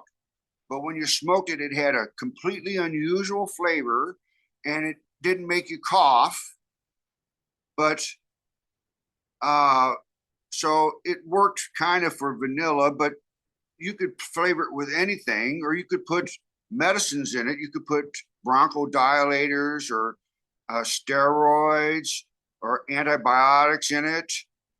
You could put Viagra in it, and you would have boner bud. So I invented boner bud. You are hilarious, dude. I was waiting for the potentially inappropriate Dr. Allen comment today, and I appreciate you, brother. I appreciate God you. Bless. Fucking right. I'm dude. a little bent, but I'm not broken. Dude, you're an inspiration is what you are, and I'm just happy to know you. I'm very glad. I shout out Mark Clokeed, who introduced me to you. I want to say 20 to 25 years ago, I think I met you, which is mental. How you doing, Jen? I like how you came in on your daughter's name too. I'm like, Emily, who the fuck is Emily? I didn't send this clip to Emily. No, your name is Jen Doe now. There you go. Yeah, so Emily was one of my old assistants that had assistant. She commandeered my laptop and did a bunch of shit to it. So now every time it pulls up, even when I click the choice of like stop making it her, it does. So it's well, welcome. Thank you. It's been a while. Yeah. Yeah, it's nice to see you. What have you been up to? Oh, I've been a busy girl. I just recently got some exciting news. I am officially growing cannabis legally in the state of Utah. Oh shit! We're one of the licensed companies out here. Yeah, that's amazing. I just started. Last week was my second week, so just kind of getting my feet wet in there, trying to get the lay of the the lay of That's the your garden. that's your home state, no? It is. This is the Ah, full circle. I left here, whoa. what, like 12, 13 years ago to be able to go grow cannabis. And now that I'm back, I'm able to grow it here legally. And yeah, this is my full circle moment. So it's pretty exciting. I remember when it happened for me, my full circle moment of getting like just a federal license to be able to possess and consume cannabis, to have it anywhere I go in Canada, to be able to just take it anywhere. And my limit was ridiculous at first. They shut it down. Now it's 150 grams per medical patient of whatever you need or want to have, whether it's oil, hash, flower, which I think is realistically enough. But I used to be able to carry like, I don't know, it was like 2 or 3,000 grams. It was some outrageous amount that was just like as if I need to carry kilos of hash, with me at all times. I feel nervous if I don't have a couple of kilos on me. My emotional support kilo. Exactly. That's I need someone to use AI and create some images of the emotional support kilo. I want to see what you guys can come up with out in Hash Church World. I know so. I'm Tony Bologna, I'm looking at you. He's going to have one in like 4 minutes. He'll be sending me one in the Discord. But I want to see your emotional support kilos. I definitely can picture them on planes and trains and in automobiles. But where else? Where else would you bring your emotional support kilo? That's To the pretty dog hilarious, park, Jen. of course. To the dog. You like that, Dr. Allen? Yeah, I do. See, we're bent too. Yeah. To my next custody hearing. Yeah, exactly. Exactly. So yeah, I don't know if you met Jeff, Jen, and David, but Jeff is, I believe Dr. Mark and Jeff just met at maybe Kevin McKernan's event. Is that where it was? Yeah. So they're Yep. both PhD That was chemists. So our we got that was Nice our to meet first you, Jeff. in-person meeting. Hi, Jen. awesome. Hi. Awesome. And Dr. Allen as well. Meet Jeff, another brilliant chemist for you But to. I have a funny connection with Mark. Oh, please. Because Mark is at a small Vermont college that is, it's, I wouldn't say it's world famous, right? Not yet. Yeah, yet. Okay, but on the rise. But I'm actually very familiar with it. Um, I've visited St. Mike's chemistry department several times, and I helped someone actually pack up a bunch of their equipment from there. Um, Interesting. I spent 5 years of my life in Burlington, Vermont, which is just across the river. Um, and So you've seen some fish shows, is what you're telling us. I Don't I've say seen it. I've seen Mo multiple times. I Okay. didn't see fish. Damn, 5 years in Burlington and you didn't see fish. And here Well, I they am in don't play in Canada, Burlington a lot, right? They didn't. but they must every once in a while. Well, yeah, they did a flood benefit back in Right. 2011, but That's it. it's sad in Burlington now because the bar that was most noted for their star nectars, right, has been closed now permanently. It was just closed temporarily earlier in the Oh, spring, but now they've basically, padlocked the building, and yeah, I, nectars. I I didn't hear that Nectar's closed. Yeah, That's unfortunately. shocking. That's like Yeah. that. Nectar's was like the. I was at the University of Vermont, and it was like. I mean, that was the. Yeah, I would say Yeah, that it that was was. like that was probably the most important like nightlife spot at the time that I was there in the early 2000s. Yeah, sir. What were some of the bands you were seeing at Nectar's? So, oh God, I don't know if I can't. I mean, I can't remember the names of any band. So it's from that. It was so long ago. Like So probably like Strange Folk and yeah, but yeah. That's no, that sounds right. And yeah. Oh man. But yeah, I remember I went a lot. I don't even know if this is still open. I went a lot to this place called the Three Needs. oh Um, yeah, that's still and there. Yeah. they didn't have live music, but they they would shut everything down and play The Simpsons when and turn up the sound on it when it came on at like 5 or 6 in the afternoon every day. It's pretty funny. So This you're like not. loud smoky bar suddenly shuts Oh, everyone there it doesn't watch The is. Simpsons. There it is. The first of the emotional support kilos has I That's love from arrived. my friend Mike Davis, my emotional support human, came up with that. So there you go. Mike pulled off the first one. Let's see if there's one sitting in. No, but this is kind of cool. Okay. I got. I don't know if this just showed up or if it showed up a day or last week or what, but I'll show you the one I just got. It's kind of cool. I love AI just whipping off little drippy drip on the moon.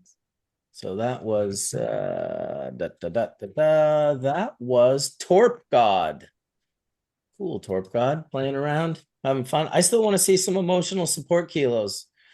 I want to see them with like legs and leashes. I want to see them like skydiving with you. I In a want to see them bag, Take a yeah. scuba bag. diving. I want to see them in the maternity ward, like where you're holding your baby, but you also have your emotional support kilo maybe underneath. Come on, guys. Like, let's get Holding it like creative. twins, baby in one, the kilo in the other. We need the official emotional support vest, the Exactly. very And I don't think it has to be a cannabis kilo. It just has to be a kilo. Could be of oil, rosin, bubble hash, maybe full melt, dry sifted Your heads. emotional support slab. My emotional support slab. Exactly, dude. Now you got it. Dabs from the slab. Remember when that was a thing? Dabs from the slab?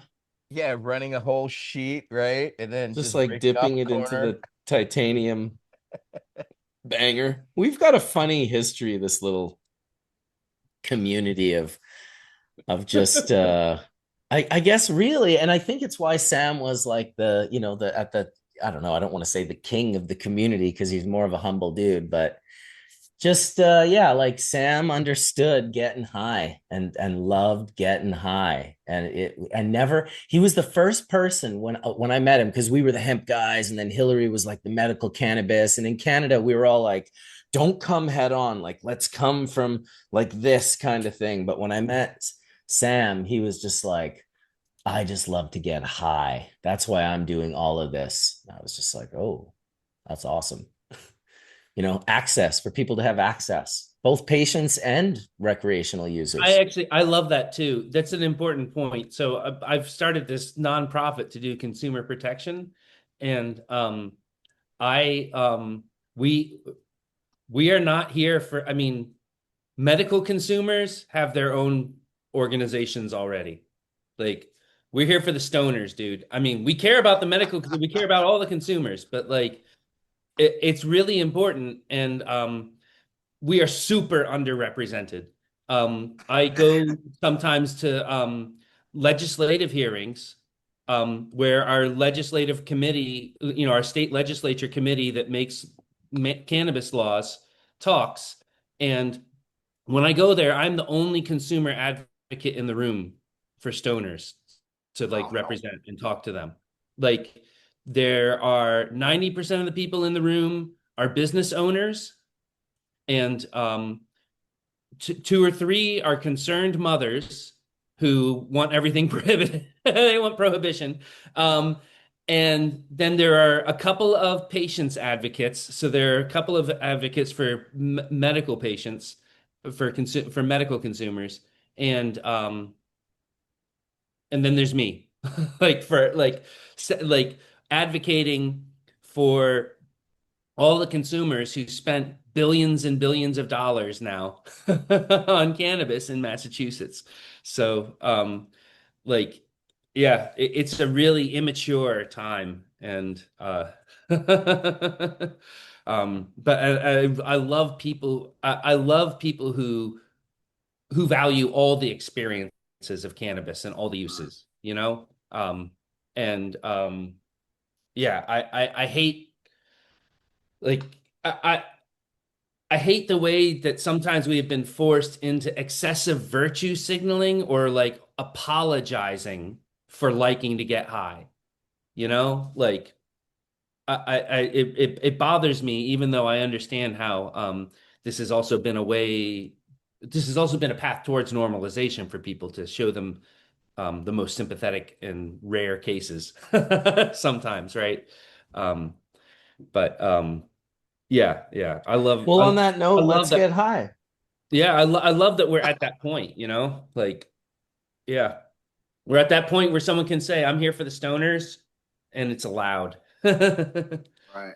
Well, that's what we enjoyed at the state fair is that not only is it allowed, it's encouraged. You can come sit down, smoke, and that's a pretty big thing, for a state fair to be like, yeah, you can go buy your weed over there and you can smoke it right over there. And Yeah, you it's it's impressive. it's it's in a tent, but you could smell it walking on the outside and that type of normalization is something we've fought for and we still have to fight for, right? Because Oh yeah, a lot. Absolutely. you're correct. We are, marginalized in the sense of what we like. However, I absolutely love that in Canada, there's a smoking spot outside of the airport. Hell yeah. Yep. I would love that in America. Unfortunately, if I go in smelling like weed in America, I'm going to be detained and asked, "Are you okay?" Because that happened to me. It even happened to me in the Netherlands, which is why I had to realize because I was remember back in 95 we had so much weed that we were literally smoking in the taxi and giving as much of it to the taxi driver. The guy's like, thanks, kid, and literally finished the last smoke and put it out and then walked right into Schiphol. And they're just like, whoa, whoa, whoa, whoa, whoa, whoa, you smell way too pungent. You know what I'm saying? So Dude, in 95, there was a place in Oh Schiphol yeah. you could get away with smoking joints in. not in Yeah. 96 though. Yeah, No. yeah, but I mean, it is a new era. Like I smoke joints all over the place. I smoke joints walking down the street. But I've had just once or twice I've had people complain. Um, but I just point out to people, hey man, look, that guy over there is What smoking a is the cigarette. complaint? Is it smelling? The smell, It's a the smell. smell. Okay. People complain about the smell, and I say, look, that guy over there smoking a cigarette, it smells awful to me. I was riding my bike yesterday. Some Right. guy blew past me in this pickup truck that belched out black smoke on me. Nobody stopped him from doing that. Right. Like, Yeah. right? Another guy blew past me with a car with those noise making mufflers that left my ears ringing. Nobody stopped him from doing that. I like the way Bill Hicks was like, we should make it mandatory. Hey man, what's your Yeah. problem? You're taking life too seriously. Here, You smoke know, this. if you smell it more often, you'll get your nose will quickly get desensitized to the sulfur compounds, and you won't notice Right. it. So, yeah, Go ahead, Dr. Adam. Marcus, Please. Go I'd ahead. like to comment. Can you hear me? I can hear you. Okay.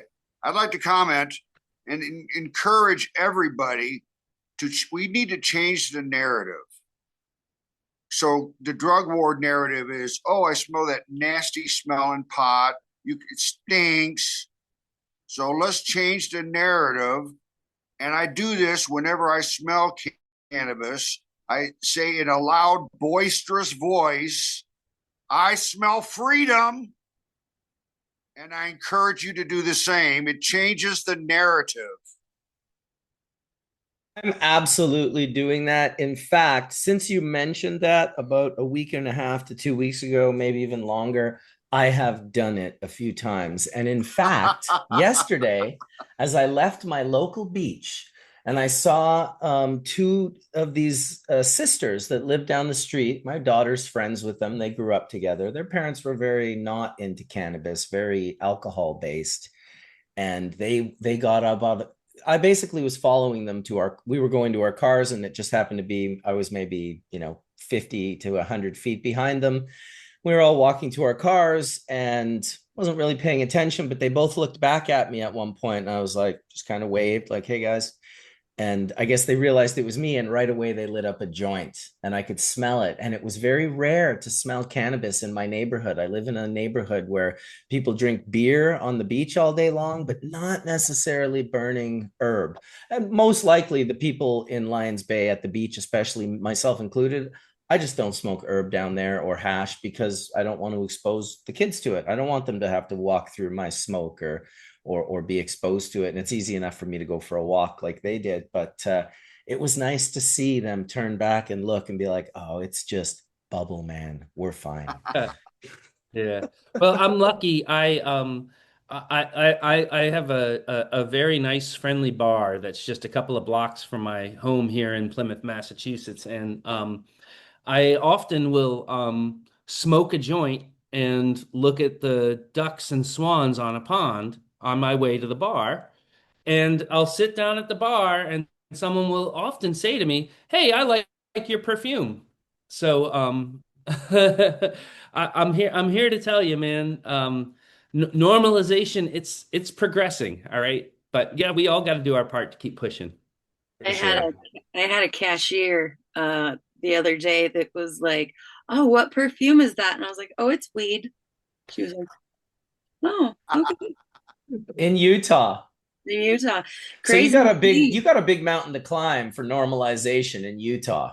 We really do. It's a very small market as far as the legally here, but I mean, it's a large market. Everybody, I think we're still all traumatized from all of the prohibition shit. So, yeah, but it's very interesting to be walking around Utah and get a little whiff of weed somewhere. I'm like, What are the now? Well, now you guys can all know who each other are.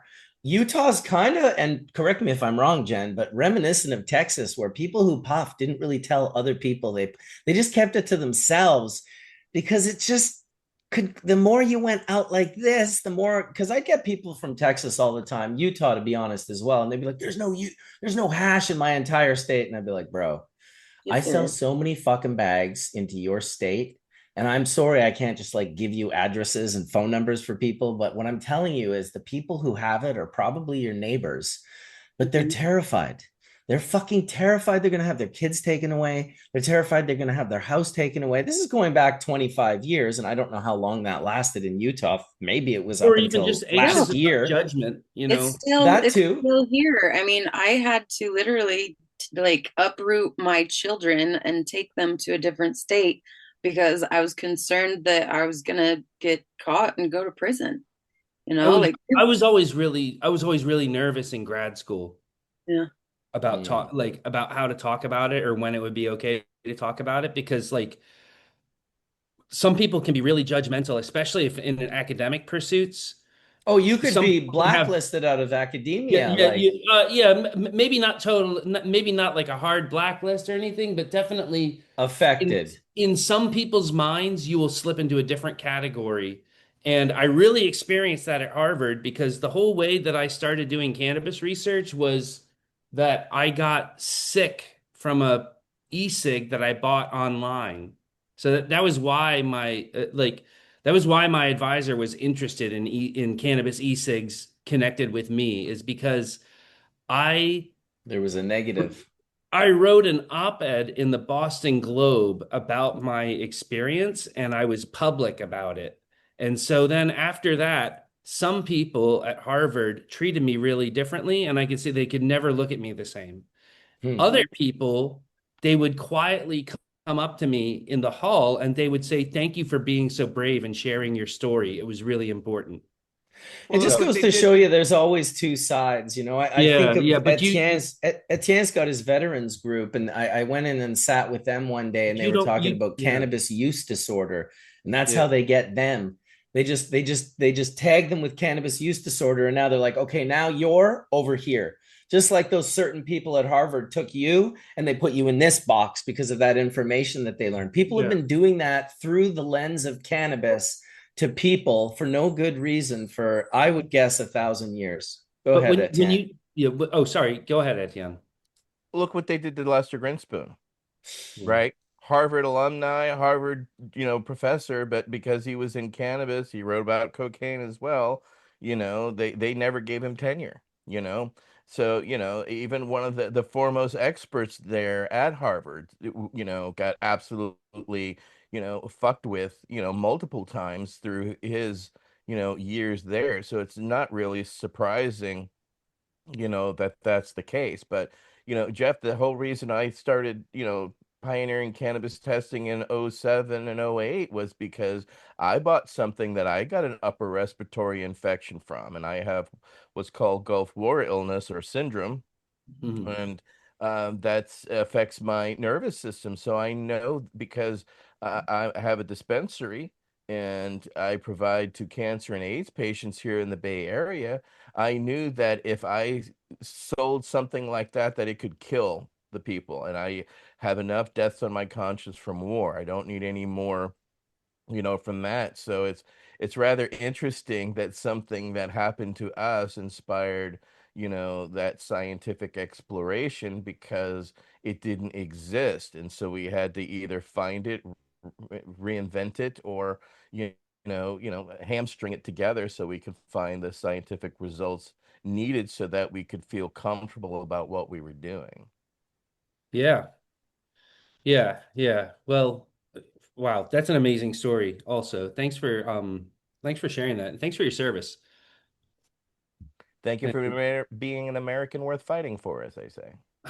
Oh, so yeah, I think I also I think I had another observation I wanted to share if I'm not too baked yet, um, which was that you know I didn't know what the other side of that bridge would look like, right? Like of going public, and I was really nervous about publishing that column, and I think that's a lot of the hesitation that a lot of people feel is that they just don't. It's the uncertainty that makes them hesitate about bringing it up. And that's a lot of the stigma still is right. You just don't know how people are going to react exactly, and you're worried about it. So some people won't care. Some people will be like, "Oh man, I burned too." I was if I'd known we could have smoked together. I smoked 15 minutes ago. Well, you know what? You made an interesting point. The very thing the police have used against us, right, which is the smell forever, is the very thing that would have connected us, the very thing that would have annoyed the masses, but the few would have been like, hey, friend, Yeah, it's hey, how's it going? yeah, yeah. I smell freedom. Yeah, yeah. You remember in the old days when it was like more taboo, and sometimes you'd be at like a family gathering or something. And you see that one uncle with the red eyes. The skunkle. Yeah. And That after a was little, me. there's a certain point where you're like, Well, that oh, was me. That was yeah. me. I I had just, all my family members would approach me separately at family functions back in the day, and they would be like, "Hey, don't tell anybody, but can you get me high?" And I'd be like, "Sure." By the end of like our pre-dinner, we sat down at dinner, and Like half of every them. single one of them had went through and been like, "Don't tell anybody." So I'm out here getting every one of them high individually, and then I got to sit at the table and kind of like laugh to myself because they're all red-eyed and happy, and everybody thinks it's a secret, but literally every single one of them were high. The Utah I'm thing like, do style. you guys the realize funny that we could have like went out back together? This could have been a bonding moment, you know? Like, It but was for you. they had the that bonding was for me. paranoia I got really good one-on-one time with everybody. So no, that's awesome. They had the bonding paranoia because they're all sitting there having fun saying, I hope nobody can tell I'm high. but everybody's so concerned that they're high themselves that they're not noticing that everybody else is high. Right. They They're And I not can't just get tell. to They sit noticing. have back and no be like, idea. my work here is done. I'll Like, tell you one thing, at the airport in Vancouver where we puff and get high, the cigarette smokers are just looking down and puffing. And then all the other people, like personally for me, I was going to Kelowna with Thomas, my partner at Grandmaster LEDs, and we pulled out. I pulled out the Puffcos, and this girl, I guess she was going to Saskatchewan or something. She was like, she smoked a big joint. She looked over at us. She's like, "You guys brought rigs?" we're like, yeah. And suddenly it's like this little circle develops. And then there's another guy comes in, and the cigarette smokers are all just on their phones. They're like this, they're smoking, they're looking at the ground. But the weed people, they're all kind of like, what are you smoking on? Like, oh, no, thanks. I don't smoke joints. Oh, wow. What is that? Oh, it's a Puffco, just putting some rosin in there. And suddenly you're having this whole conversation. My favorite part is literally going into the airport reeking like weed. I go through the check, the security, and all they ever want to look at is my NIR. This is what they want to look at. They want to look at the Neo Spectra and be like, what the fuck is that? I explain it to them. They might swab at the odd time, and then Bob's your uncle. There are quite a few people asking about your tattoos, Jeff. Are they indeed a psychedelic molecule, or is it cannabis? No, they're neither. They're compound. They're chemical structures of compounds that I synthesized in the course of research. Okay. So the one on my left arm is actually a pretty complicated compound. It's called a pentacene, but it's very decorated. It has lots of substitutions all over the outside of it. And I actually made that compound in Vermont. Crazy. That's a Burlington compound. Yeah. And I got this tattoo done at Yankee Tattoo on Pearl Street in Burlington. Oh, how cool.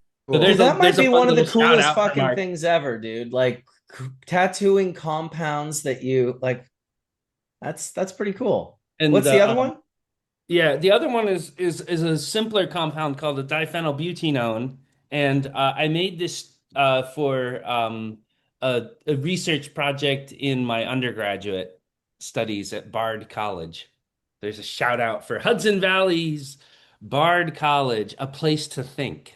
Damn, talk about your tattoos meaning something. That's Yeah. fucking... So they're kind of like about the whole experience, like I actually, I dropped out of college and then went back to the same college, which is a really embarrassing thing to do. So I was kind of surprised that I graduated. I had a lot of unexpected challenges in college, and I really struggled with grad school too. So I actually in Burlington, I dropped out of Vermont after a year. I was a janitor at an auto dealership. And I did painting over the summer. And then I went back to college. I went back to grad school at UVM with everyone knowing I had been a janitor. And I was so embarrassed. And I got the master's degree. So I don't know. And I was actually really good at I was actually good at the synthesis. So, yeah, these tattoos had a lot of meaning for me, actually, about kind of the struggles of getting through that stuff. So, Hey, so Jeff, Mark was just talking about his near IR thing. I know you've had one of those light analyzers or light lab analyzers, and yeah, I noticed Lab 3 from Orange we've Photonics. talked about testing quite a bit over the years in Hash Church, and our audience is pretty sophisticated, and so I'd love for you to share some of your learnings about using those portable testing devices because I think they do certainly have a role in production and cultivation, but maybe, to know what their limitations are would also be useful to kind of discuss. Absolutely. Well, Marcus, you brought up earlier, right, how much having any sort of metric can enhance your sense of intuition in processing, right? So, right. And it's almost like it's not that the absolute numbers really mean something, but tracking how they change with things that you do explains a lot to yourself, right? For So, sure. yeah. And I think that that's almost universally the case. I find that what having metrics and analytics like that in processes, I know a lot of hash makers are very bespoke and hands-on, and they do what feels right.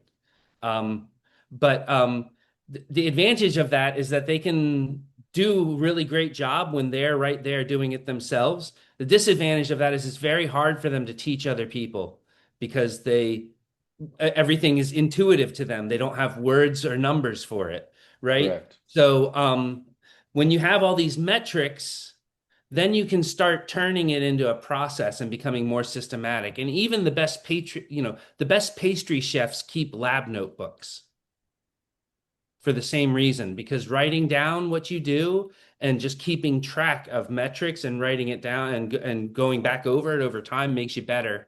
And it also makes it easier to explain to other people how to do it. So the point that I'm bringing up is that having inline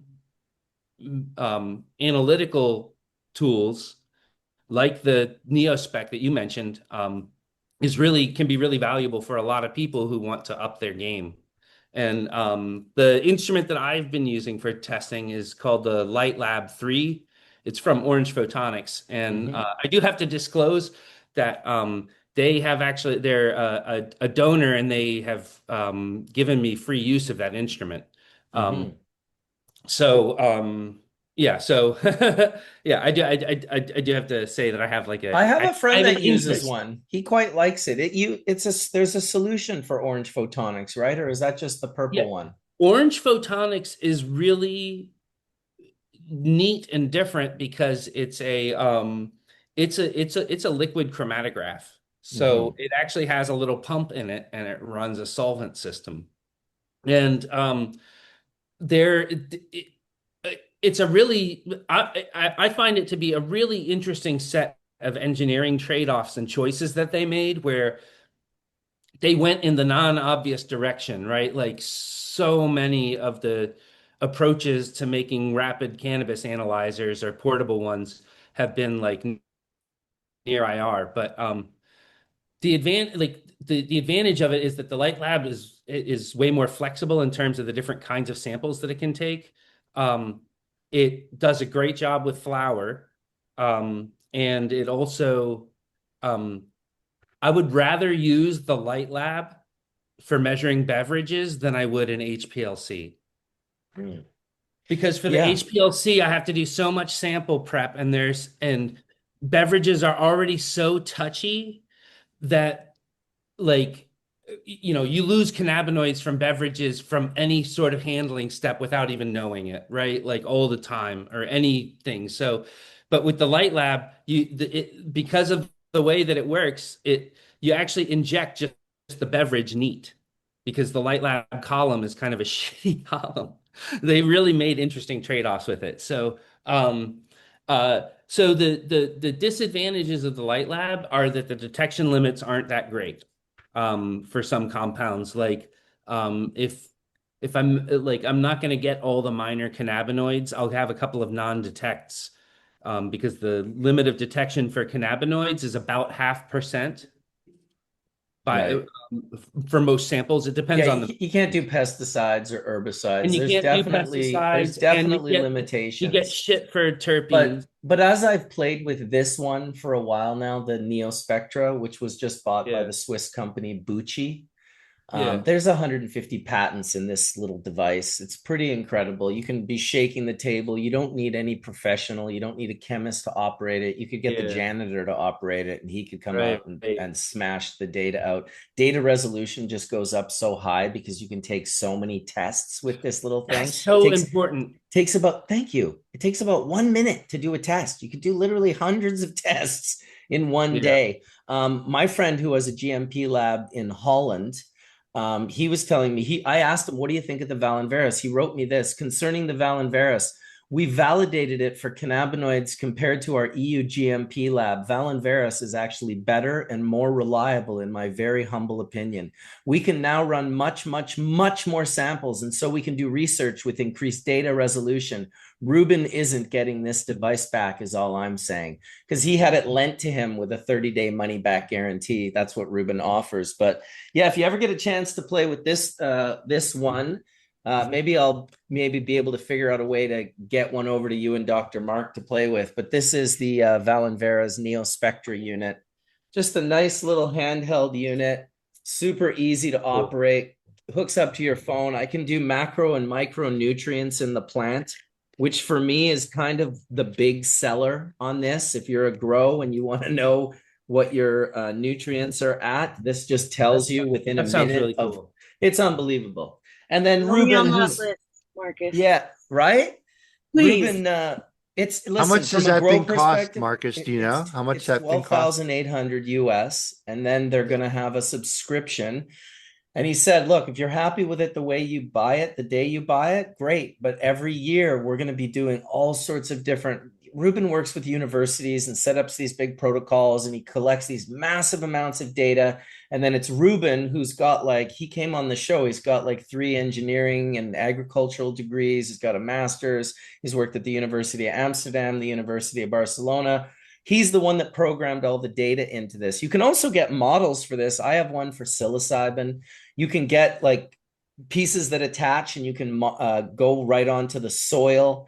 You know, the soybean and tomato and like all these fruit and food industries have been using NIR for a very long time, just as a tool, not as a be all end all, but like as a breeding tool. You can use it to help you with direction of phenotype choosing. You can, in at the lowest hanging fruit, because you can test so often, you could harvest your crop at max THC instead of like missing that boat and having it go way down. You could literally be testing it every day. That's like a super base, like, hey, you want to grow like 3 more kilos of THCA on your plants instead of missing that boat because you're not quite sure and you're using the intuition of some grower to tell you where the plant is at. That's base. The macro and micronutrients is going to help increase the expression of the plant if you allow it to have what it needs, not too much, not too little. Ruben has really good graphs where it'll shoot out the graph on what your macro and micronutrients are, and then he's got a graph below on where that particular, cannabis plant would probably be happiest at. He's got above, below, and then just perfect. So I've just been having fun with it. It's been a real blast. It's also neat from the perspective as just a person to own it. I've started a little business with my friend Mark from Craft Greenery. Shout out the Craft Greenery guys. And we're just offering people to send in samples, half a gram. We'll send the sample back if they need it because it's non-destructive. There's no solutions. It doesn't have a cost to run the tests. So you can just run, and you can run about 600 tests off a battery. I was like, damn. Nice. There's a lot of tests, so I'm stoked on it. I had the Gemacert, I still have it before this one, and the thing that I found was that it was so sensitive, you almost couldn't be in the room with it. You certainly couldn't have music on. You couldn't have a door open, even if it was 40 feet away in the room, because that vibration would offset these sensors in this machine. Whereas when I first met Ruben and I asked him about his, I said, dude, like, does it work? Like, can I actually be at an event? And he's like, bro, we can do this on the train. We can do this on the plane. We can do this on the trampoline. I'm like, really? He's like, yeah, this is like movement doesn't affect it. I was like, all right, well, that's pretty crazy because the last one is now a paperweight. It was a $15,000 unit and it is now a paperweight, unfortunately. Yeah. It's sad when that happens. Yeah, sometimes that happens. And I've had it happen more than a few times. I remember when technology was first happening, I became very early on in the downloading world, right? I wanted to access Grateful Dead and Fish without trade taping. I had been trade taping, but I was like I was very early on Fishnet. I was very, very early on in the like archive sites, and I would just trade tapes and get eventually digital. But when I first started doing it, my first MP3 player was 128 megs. And I remember I got 2 Bob Marley songs, MP3s that I downloaded that filled that MP3 player. That was the technology in the beginning when we started to digitize music. Pretty trippy. Yeah. 25 years ago. Yeah. Well, the Light Lab instrument is pretty robust. There's more sample prep with it, but the advantages of being able to handle like any kind of sample are pretty good, and that part's really nice, and it's very robust. I mean, I can drop it, I can bang it around, it doesn't, That's awesome. So it's quite consistent across a lot of different kinds of samples too. It's fun to be able to do that. But a lot of there's huge advantages to collecting more data points, right? And when you go from your data being an isolated point to being like a curve with dynamics, like so much more, right? You can all, you see the effects of everything that you're doing. Yeah, Jeff, absolutely. I've really counted on some of your education that you do through your institute to educate people on what's going on in that world of synthetic cannabinoids. I spoke on that panel down at CanMed, and I think that it's important for the people in medical community understand that, yeah, I mean, there is some basically unregulated, API synthesis for all intent and purposes, right? When people Yeah. are finding THCP in very high levels, and I think I remember the one story that one of the nurses had shared with me down at CanMed, which was a young girl who mistakenly ingested a THCP containing gummy and, basically, almost like went into a coma. I mean, it was just so unfortunate that, again, where prohibition has driven us, it's to the point of, okay, THC delta 9 is a partial agonist. You know, that's what getting high is, right? We're agonizing our CB1 receptors. And when you think about it, it's like, okay, going way overboard, two orders of magnitude to a full-on agonist is you change all the downstream pharmacology that the endocannabinoid system is underpinning in Mhm. terms of, again, the psychoactive effect, the known psychoactive effect.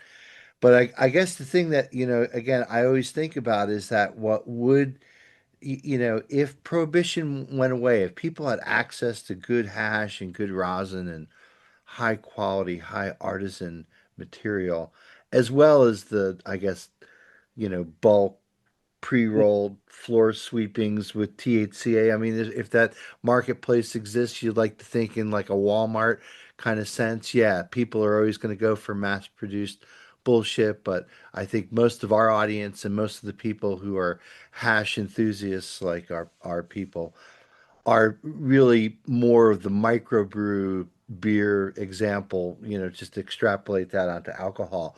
But do you think, and again, I said this down at the panel down there, I was, in fact, do you remember what I said? Everyone wants to get high. And boy, did I hear it from the doctors after that. Well, Mark, not everyone wants to get high.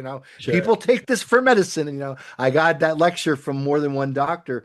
But what I would say too is that, again, and I'd said this, I don't know if you feel the same way, that if people had access to good, high quality hash and high quality rosin, artisan rosin, the market for recreational synthetics would go away. Like there wouldn't be a need in states that have the worst cannabis regulation, like down south. Hate to say it, but it kind of Yep. does correlate with the red state, blue state thing. But even if you look at, states where you can go to jail for smoking a joint on a street corner, but on your way to the jail, stop at the gas station and get some THCP, it's like, so I know That's it's nuts, man. insane. No, it's nuts and it's so frustrating. Um, yeah, but yeah. So I have a few thoughts about that. Definitely. Like we said before, right? Like the demand for cannabis is relatively inelastic. People want it, right? They don't care. Like if it's like when it's hard to get, they still want it. They don't want to Right. stop smoking. So uh, when you don't have a readily like easily accessible supply to meet that demand, and you have a culture that a culture that delegitimizes uses of cannabis that aren't medicinal, right? Then this is what you get. You get a bunch of smoke shops that reflect the reality of supply and demand. So, Marcus, Yes. Okay, this would be a perfect time to discuss this patent. And Please. since Dr. Mark is here, he can add his Yes. evaluation of this patent. That I just happened to find this last week because I had my eye surgery. And it's medicinal acidic cannabinoids. It's a U.S. patent. The patent number is 7,807,711B2, October 5, 2010. And when I read this patent, it tells us that they did some in vitro studies. That means in a tube, and this patent is not bolstered by any scientific studies of what happens if you do what this patent suggests. And it said what they did was they were looking at cytokines, and there's a bunch of different cytokines. Some are inflammatory, some are anti-inflammatory. And in specific, the tumor necrosis factor alpha is inflammatory, and interleukin 10 is anti-inflammatory. And what this patent says, and I don't think that the people that wrote this patent understand the impact of what I'm about to tell you, because everybody's mind is affected by propaganda, regardless which side of the fence you're on. So these guys proved that THC didn't do anything to tumor necrosis factor or interleukin, but THCA had great effect, that it decreased tumor necrosis factor and increased interleukin 10, both of which are anti-inflammatory. And so your immune system is regulated by how much of the anti-inflammatory versus inflammatory cytokines exist, and the balance between the two measure the response immune response you're going to get. And so what this patent means is, if you eat raw, unheated cannabis and put it in your diet, it literally means that it could have implications on your immune system regulation. Now, there's no human studies on this or even animal studies, but that could easily be done. But most scientists don't read this kind of stuff because there's no motivation. And I didn't read it for a long time. Medicinal acidic cannabinoids. Why would I want to read that boring thing? And so my prejudice prevented me from reading this. And it may be the discovery of a lifetime and changes the narrative completely, that if you put cannabis in your diet, it might help be immune regulator for you. And hopefully this will stimulate other scientists to do studies on this. And Dr. Mark, what do you think of my evaluation of this? What's your opinion? No, absolutely right. So the anti-inflammatory and analgesic properties have to do with how these compounds impact the release of um, compounds that's basically an overstimulation of an immune response, kind of like what we referred to as cytokine storm during the days of COVID, right?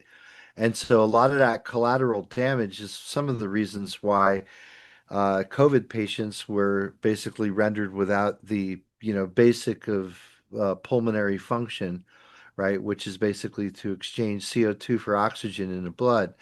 But yeah, David, what we discussed too was again that other paper that I keep on referring to as being a very important pivotal study that was published in 2020 that showed. And Jeff, I'm not sure that we discussed this, but this is a really interesting impact.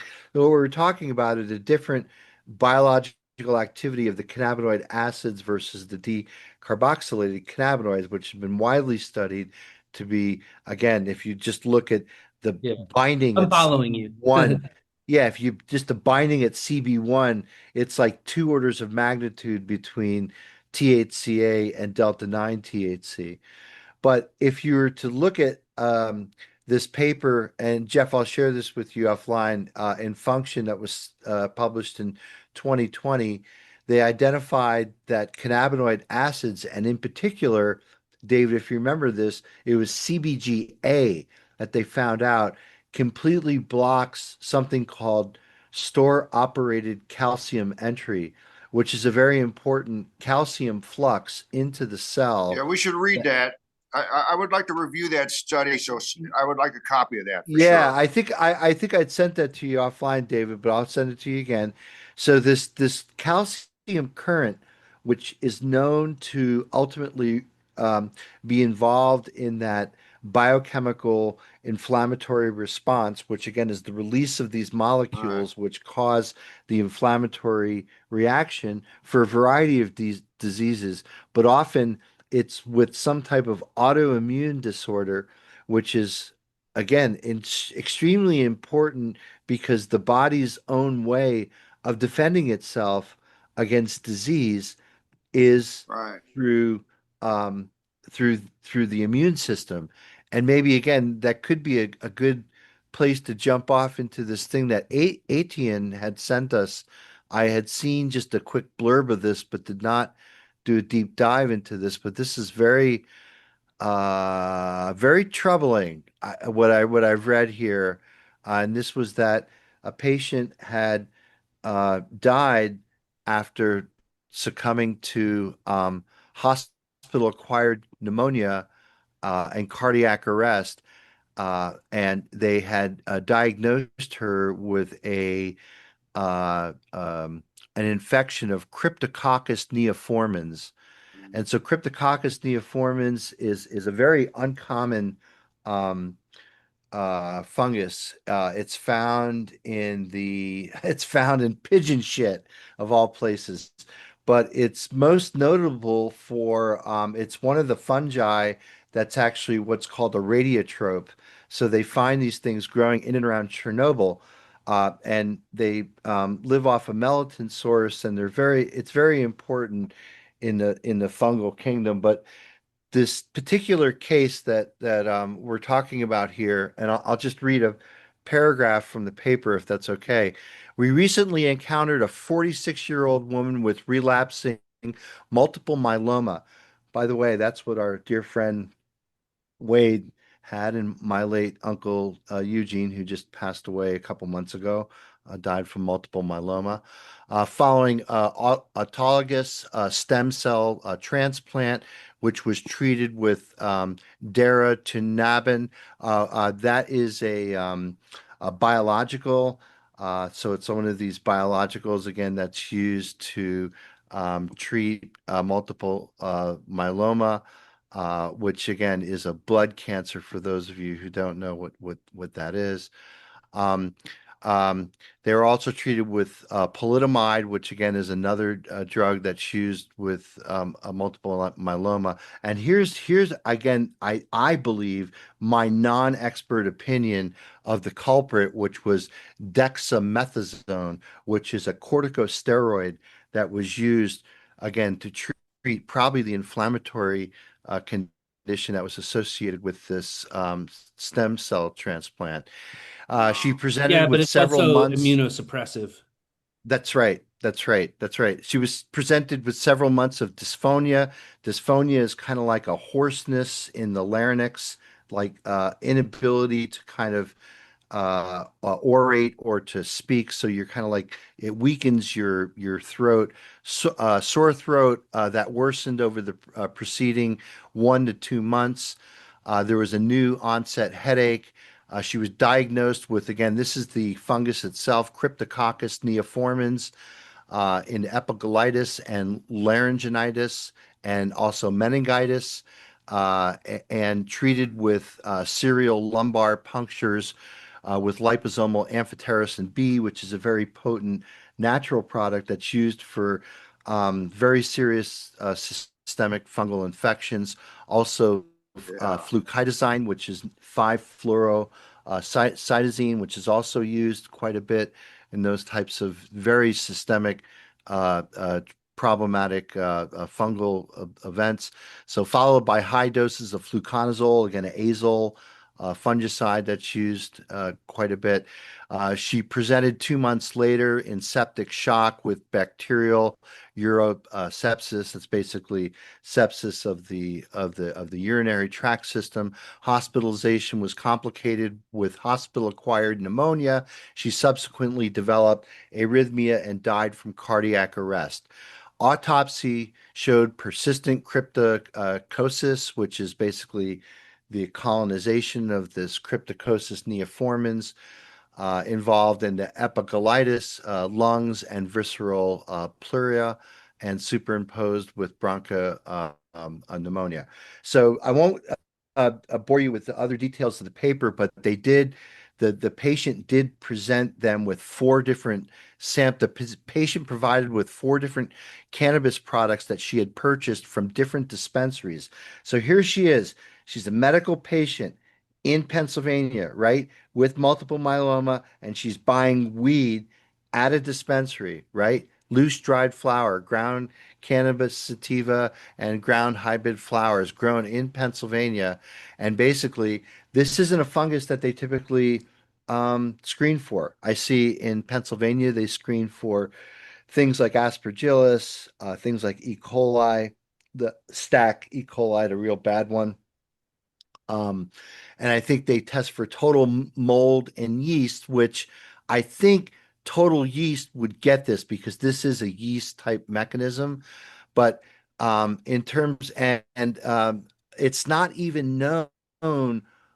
This is really crazy, Jeff. It's not even known what are the mycotoxins that this fungus produces. Again, on the autopsy of this patient, they found that there was multiple colonization, which is very, very rare. But they traced it back to her exposure was because of the cannabis. Now, it's interesting again because down toward the end of the paper, they talk about this that they believe that the treatment with the steroid is what lowered the immune system that made her susceptible to this colonization. And I was just going to read something along those lines here toward the end of the conclusion of the paper. But anyway, uh, I would caution that this is highly rare, but this basically shows that an immunocompromised patient was infected with a very rare form of fungus that became fatal to her, probably due to the cocktail of drugs, none of which, or the least of which, included this steroid, which is known. I wanted to kind of find that part. I don't see it right away, but it does say that exposure to that particular corticosteroid and lowering her immune system could have been somewhat responsible Yeah, for this I infection. do have some I have some thoughts about that. Thanks for sharing so many of the details of that because I clicked on the link in the email like 5 minutes before we went went on, so I only had time to see to really glance over their evidence like briefly. But I mean the story makes sense to me. I've been treated myself in the hospital for severe pulmonary distress. And I'm here to tell you, Dex is a hell of a drug. You want to feel really high, you take a big fucking dose of steroids. You will feel like a supercomputer on top of Arnold Schwarzenegger's body. But they're also super fucking addictive. So um uh but my mother died of multiple myeloma. And she had an own blood transplant where they collected her stem cells and then cultured them into bone marrow and then killed her bone marrow and replaced it with her cultured bone marrow. And during that process, her immune system was completely wiped out, and so she had to stay inside and not go outside. And and my father had to cook all of her meals for her and handle all the food and keep her away from it. Um, so um, some people are so immune compromised that we can't make big distribution systems that are going to be safe enough for them. Mhm. So I have a Going to be question. able to make everything we have no guarantee to absolute safety in anything that we do. And there are big risks to handling whole cannabis flower, whole any produce for people of a certain degree of immunocompromisation, and they have to take special measures to protect themselves.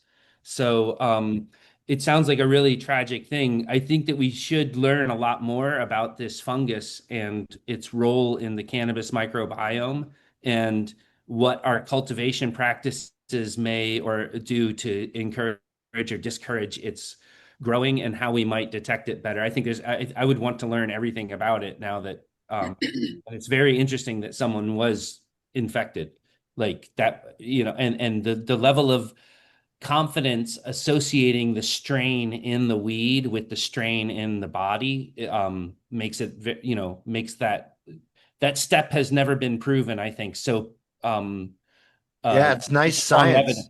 Right. So it's the Nice strongest science. evidence, it's the strongest evidence of that particular step, which was always like a jumping the motorcycle over the Grand Canyon before. So it's a very important research result. And Yes. it tells it changes the answer to a question from, can I get an infection from smoking weed if it's contaminated enough? The answer was, I don't know. I think so. Now, now the answer is yes, that happened to someone. It's interesting because And Kevin did the same thing with the it COVID vaccine. and it's a legal product that made it through the testing, and that's what's so also interesting, right? Because we're Hmm. used to all these things having to come from gray market or illicit market cannabis, and it shows again that there are there are problems that we still have to tackle scientifically. And I presented that to our group, and my friend Arturo said, yeah, you can extract a sample and then feed that sample DNA through a system that separates into micro droplets, isolating reaction. It helps when detecting something that is there but in low amounts, which it sounds Yeah. this is a But I type think of situation where it is in such slow amounts, but it still made it through, right? And then possibly, grew larger just because of packaging, right? And how the packaging standards are, right? It would only, potentially grow stronger within and how long that packaging was sitting on the shelf, right? Yeah, but I think we have to be really careful about how like we can get really zoomed in on one case, and it's very scientifically interesting, but like hundreds of thousands of people are killed every year by preventable infections in hospitals. Like this case study is not a public health emergency, right?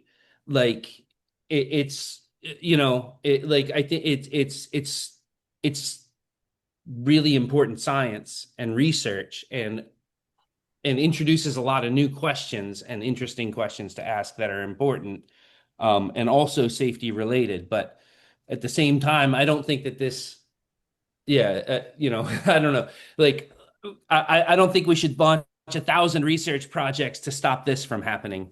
You know what I mean? Like we So have like, I have at the same I time. have some questions because I did read a little bit on that. So here's my question. What it seemed to me that I was reading was saying that heat deactivates these spores and kills them. So my question kind of is like, how would that person be exposed to that? Like This is a if huge we're problem. smoking weed, right? We are burning whatever is in there. How would they be exposed to that? My other question is, how do we actually know that it was in the weed? Like, what if this woman had chickens, right? And was sitting on her back patio watching her chickens? Maybe the weed was exposed to that as well as her, because it also is saying that you have to breathe it in. So if we're burning that, then that's kind of eliminating the ability to breathe in those spores. I So don't think it how Well, we does. then? have to be really careful because you can't make any assumptions about what this woman did. Yeah, All right. no, exactly. And as a It's person anecdotal. who's been in the hospital because who got sick from his drugs, let me Mhm. tell you the first thing you do when you're in the emergency room and you're sick from your drugs. You lie. You lie about what you did. That's what I did. I lied to everyone on my treatment team for like 2 days about vaping stuff I bought on the internet because I was embarrassed. And it was only when I was close to death that I revealed it. So, like, so you have to be, and you have no fucking idea what this lady did with her fucking weed, Mhm. Right. right? Like, she could have Yeah, it's slept it's with it. incidental. She could have Yeah. ground it up and sprinkled it on her pillow and gone to sleep, right? You're calling out a Yeah. lot of stuff. So Maybe the she raises control, pigeons. Yeah, Yeah. well, the so control's Exactly. you not That's have to what be I'm enough. really saying. careful. You have to be really careful, but they have really strong evidence associating the weed with the illness. They have like molecular level evidence. They have like genetic evidence that it's the same strain in the weed as in the person. Well, and the That's a distillate and the unique wax level too. that's a unique level of proof. So they also, if you read the thing, they'll say that they got 4 samples of cannabis products, right? It sounds like loose flower, but they also had distillate and wax. Hmm. So it's like, if I mean, I'm supporting what you're saying, Jeff, which is that it points to secondary contamination. Like, I don't believe that this is a fungus that grows and thrives on cannabis. Right. Somewhere, these three different SKU product categories were exposed to this It fungus. happened. It happened when she Yeah, bought them. and Happened someone, I after she think I bought think it them. was Marcus, said maybe she raises pigeons or something. Yeah, So yeah, yeah. if it's So in she doesn't pigeon sound, shit, I mean, so yeah, and which means that like she could have already had this strain in her home and other places, right? right? And already been being exposed to it. Yeah, when you say this strain, you mean the strain of fungus. You're Yes, speaking, that they right? detected in her. And so Right. you co-associate it with the weed and the person, but you don't realize that there was actually some other intermediary step that you haven't seen. Right. But That was the, isn't and that they're kind of they're both like they have a common ancestor. right. But So the fact you that don't they know. Yeah. actually on autopsy cultured her larynx and found out that there was indeed a systemic infection of this fungus, it doesn't necessarily if her like entire home was infested with this fungus, right? It wouldn't I breathe matter air a lot whether more she was often than I breathing breathe smoke. cannabis or whether she was breathing, I don't know, just air, or could she have just gotten it from just like steam in the shower? Or are there other Or ways her to basically, yeah, maybe her sock drawer was starting to get a little funky, yeah, right? And that's where she stored her weed. Yeah, and that's kind of my point is we can't necessarily like You got to point be our really, finger at the really weed and careful. You have listen to to what be they're hyper, saying you have to be because hyper they, careful yeah. because you also read a lot of your own assumptions into the story without noticing, right? You assumed she smoked her weed. Yeah. How do you know she didn't have a volcano? So Well, but she do vaped we it, but know still what? vaping it, that volcano is gonna have enough Yeah, heat. yeah, but there's my point is that there's a million assumptions that we can make without even realizing it. And I could be making assumptions too without noticing. Like, because humans studying people is fucking hard, man. I do chemistry when I get every time I've gotten near human studies, everything gets so fucking noisy and uncertain. It's impossible. I like molecules, they're consistent. So all right, so we've talked about how it's been in her personal, let's call it her personal stash, right? Well, just for low-hanging fruit. Sure. Have we proven, or they proven, whoever they are, insert here, whatever organization's looking into this, have they gone back to where it was cultivated? Have they gotten samples from those exact plants? And have they shown I would love that for that someone to came from that particular place, and how through the process of growing, curing, and packaging, that particular, call it strain, ended up in this woman's possession, and why we're talking about it today. Because if we can't answer that and connect that, it begins and ends within her four walls of her house. It's a very good Yeah, point. it's hard to know. I mean, I certainly wouldn't say that this is an unimportant study or research result, and I'm definitely going to pay a lot more attention to like, yeah, but I and know, have but I all those mean, same it's questions. like Dr. Mark, like, is that You raise a not lot of great questions. right? Like, let's just bring up the elephant in the room. Like, there's a lot of missing controls here that don't amount to like real fact, if You that just have to be tracks. really careful about drawing a lot of conclusions from one study. Right.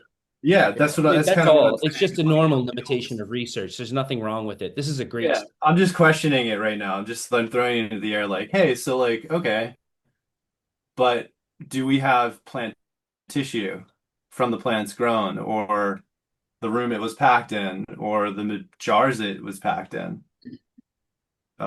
Or the inside of the No, I mean lids, right?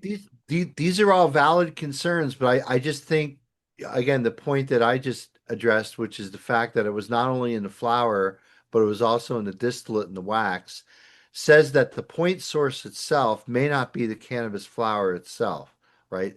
So, and I don't know, Colin, I've never heard of this fungus colonizing cannabis before, so Yeah. I know that I went to the Pennsylvania regs, and Pennsylvania doesn't test for it. I don't know that I've ever heard of this on any cannabis testing menu of any testing lab. But I guess kind of like again, like if we know that it comes from, let's just say pigeon shit, and like let's say we know that her house has got a pigeon coop on it, right? And it's like, okay, so everything that she breathes that's in and around that thing could essentially be a vector for this thing to basically colonize her. And the fact that she was being treated for multiple myeloma after stem cell, and they gave her a steroid, which basically lowers her immune's ability, to stuff colonized in her voice box and killed her.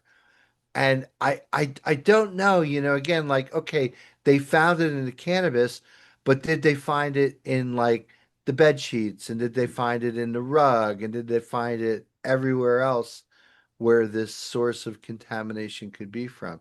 To try to identify what that source is, I think would drive a lot of certainty on exactly how widespread this problem is or All you is. have to know is that they found it in the bud and it was a part of why she died. That's concerning enough to be like to pay attention. And from there, you don't have to extrapolate it any worse or any better because everything everyone said is completely accurate. You could never know. Sure. It could Yeah, come yeah. from anywhere. We rarely get all the information that we wish we had, and life is full of uncertainty and unknown hazards or poorly quantified hazards that we kind of know are out there.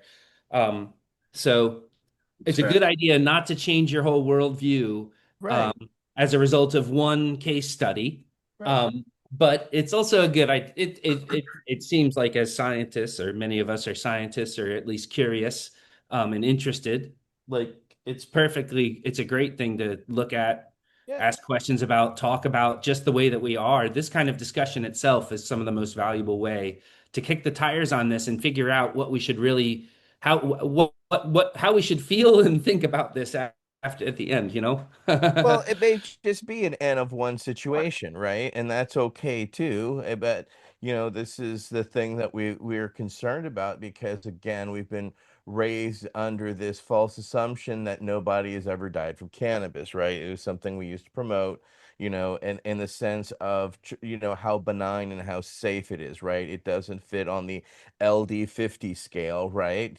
So we know that it's not toxic, but we've seen people get way too high or ourselves have, hit that point where it goes beyond, comfortable or good sensation, where people can go to very uncomfortable and scary places. Unfortunately, I've knocked people unconscious just doing dabs because of the absolute surge and not necessarily understanding at the time what I was doing to an individual, and not asking what their actual, what's your titration level, right? And Mhm. so I think we've learned from our own inexperience that, there's curiosities, and of course, as we've come to find out through, various new breakthroughs in science, that we can identify some of these problems and understand what they are, because this is why we started to test in the first place, right? It's because we wanted to provide safe and efficacious medication that people could feel that they were purchasing without the fear that they could die from it, right? Mhm. Simple thing, Yeah, very yeah. Well, complicated in execution, right? it's super hard to have nuanced conversations about the real level of hazards of things in the world, right? Like we have simple ideas sometimes about safety and what we expect. And yeah, I don't know. I think we also have a lot of intuitive sensibilities about that, right? Without there may be like these are things that are hard to measure. Like But this. you also brought up the point, right? We went off the rails in the sense that, we're going off the quantifying these small, minuscule, extrapolated, specific molecules in something, as opposed to the blueberry, right? It's just a Yeah. blueberry, right? You're not expecting this blueberry to have this exact number of antioxidants every absolute single time consistently through that, right? It's just a natural byproduct that each one, depending on size and how it grows, etc. So I, Yeah. I think that we've also, you've pointed out how much of an injustice we've done through our own nitpicking nerd science, that we definitely took it down the wrong path, right? As opposed to a path that's more realistic in the sense of everyday products, right?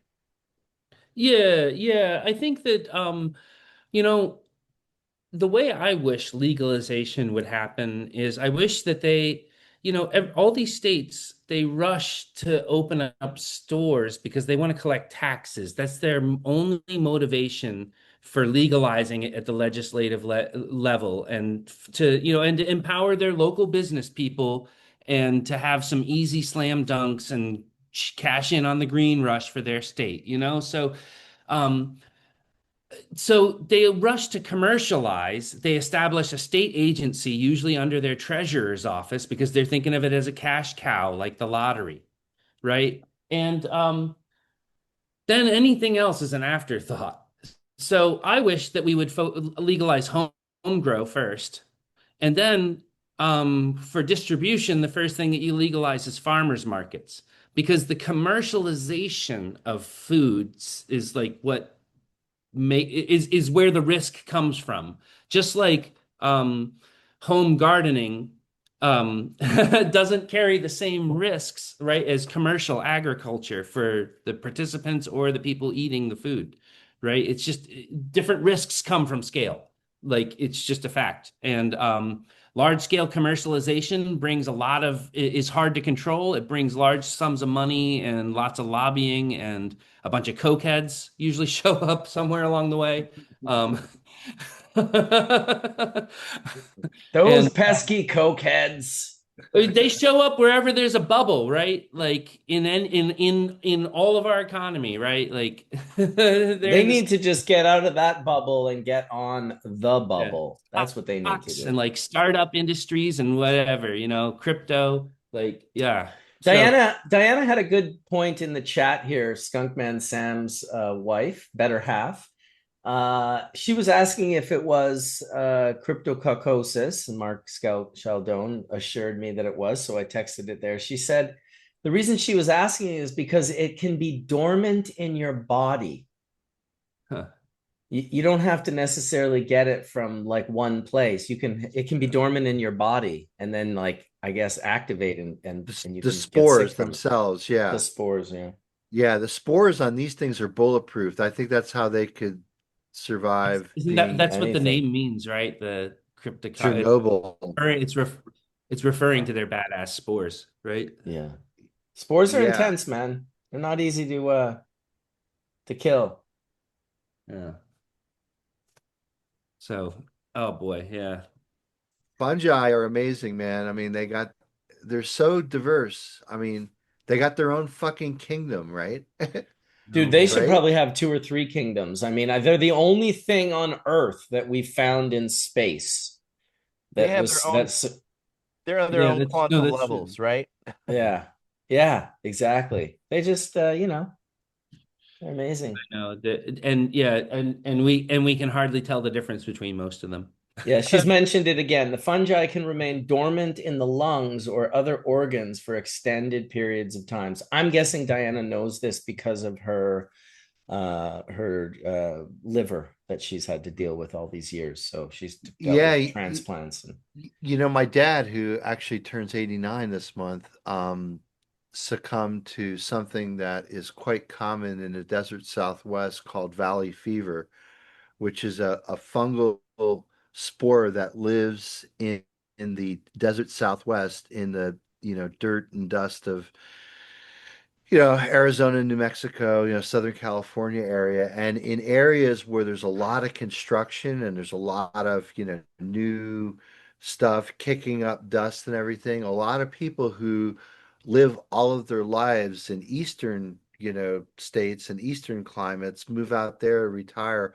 A lot of them end up succumbing to this valley fever, and it's a very insidious fungus that lives in your lungs. And I know with my dad, he had it in both lungs. This was several years ago, and actually came down with pneumonia in the hospital. And we thought we were going to basically say goodbye to him, but he amazingly pulled through, and he gets treated now systemically with a antifungal to just keep the fun. He had a fungus the size of a baseball inside one of his lungs, and you know he's not a candidate for the surgery to remove it because it's a very dicey surgery. You're doing surgery inside a lung to remove a fungal mass that's basically trying to take over the tissue down there.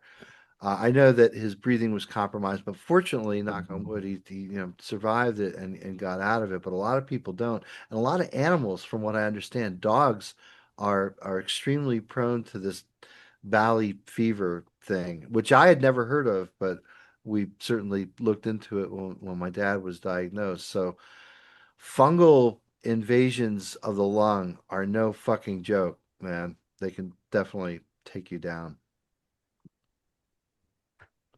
Mark, I had an Aspergillus outbreak in a home that I had, and we had it tested for multiple different things, but it was actually absolutely an eye-opening experience. My daughter was getting sick all the time. Actually, it was Kevin McKernan. Was like, yo, you live like near the coast, man. Like you got to get your air tested. He's like, you're sick far too often. This is when we were doing a lot of populated virus testing, and I was seeing him like a lot because he's just over in Beverly. Yeah, for And aspergillus, I mean, I have a very sensitive nose. Like I can walk into a hotel room and tell you that there's mold underneath the carpets, right? And there's like, as soon as carpets get wet, for the most part, time starts, ticking. So if there's ever like a flood, that, hits like a hotel room or something like that. Actually, what I found out, because I had some water issues in a previous home, is that the little strips of wood that they use to keep carpet to the flooring are very, very prone to, as soon as those things get wet, they just start molding. I mean, because you have nice, easy cellulose and lignin for things like aspergillus. So aspergillus is, very general sort of term, but there's It's a various. nice soft wood that's untreated because it's like Oh yeah, because there's no challenge patch for strip. them. Nobody There's cares. no Yeah. Yeah, I mean, even if you just leave like water inside, like I don't know, like a Dixie cup or something like that, you'll see, at least in the east here in Vermont,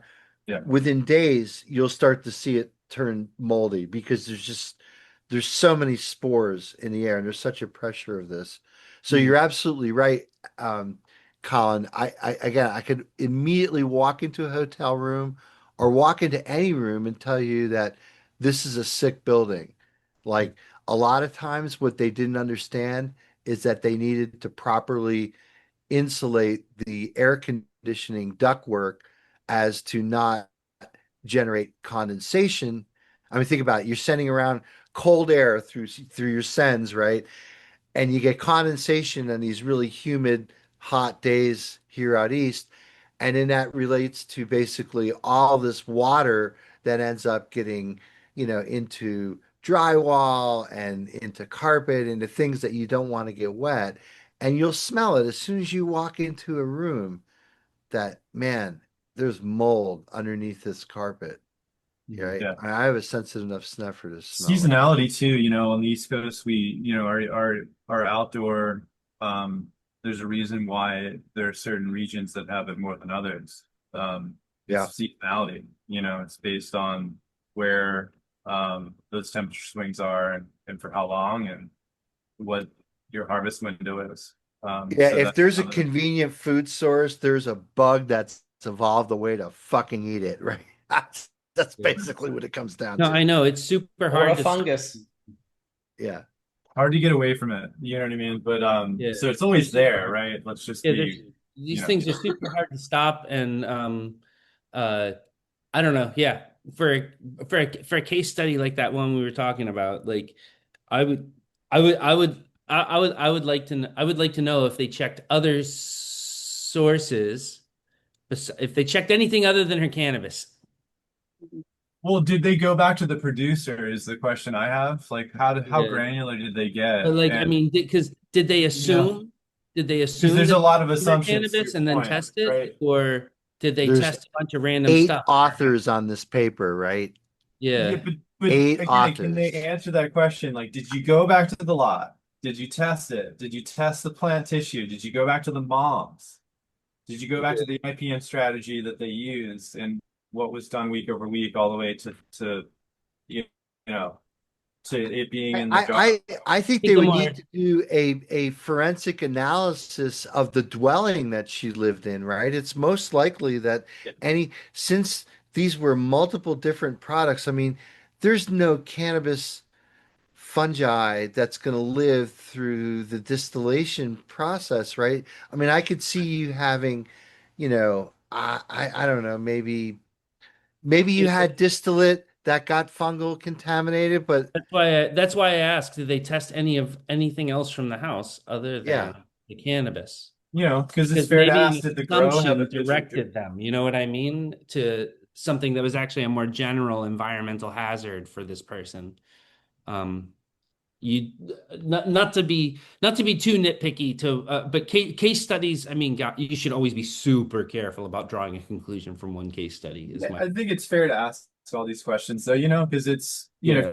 if you're going to say that it's a big statement to say, hey, cannabis had this in it. It's like, well, yeah, if you spray hairspray into a You start flower, having this it's going to have narrative, hairspray in it.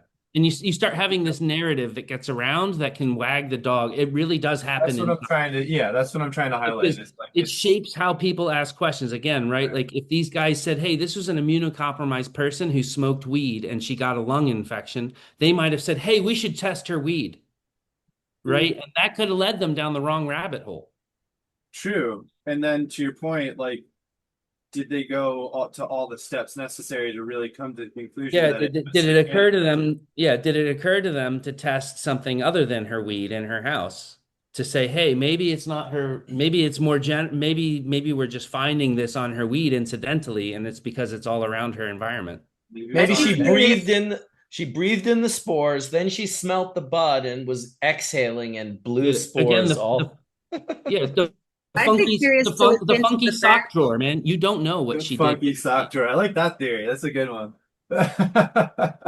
I'd be Sometimes curious Dirty to look sock into the drawer. people that wrote the paper to see maybe what benefits they would have by putting a bad light on cannabis as well.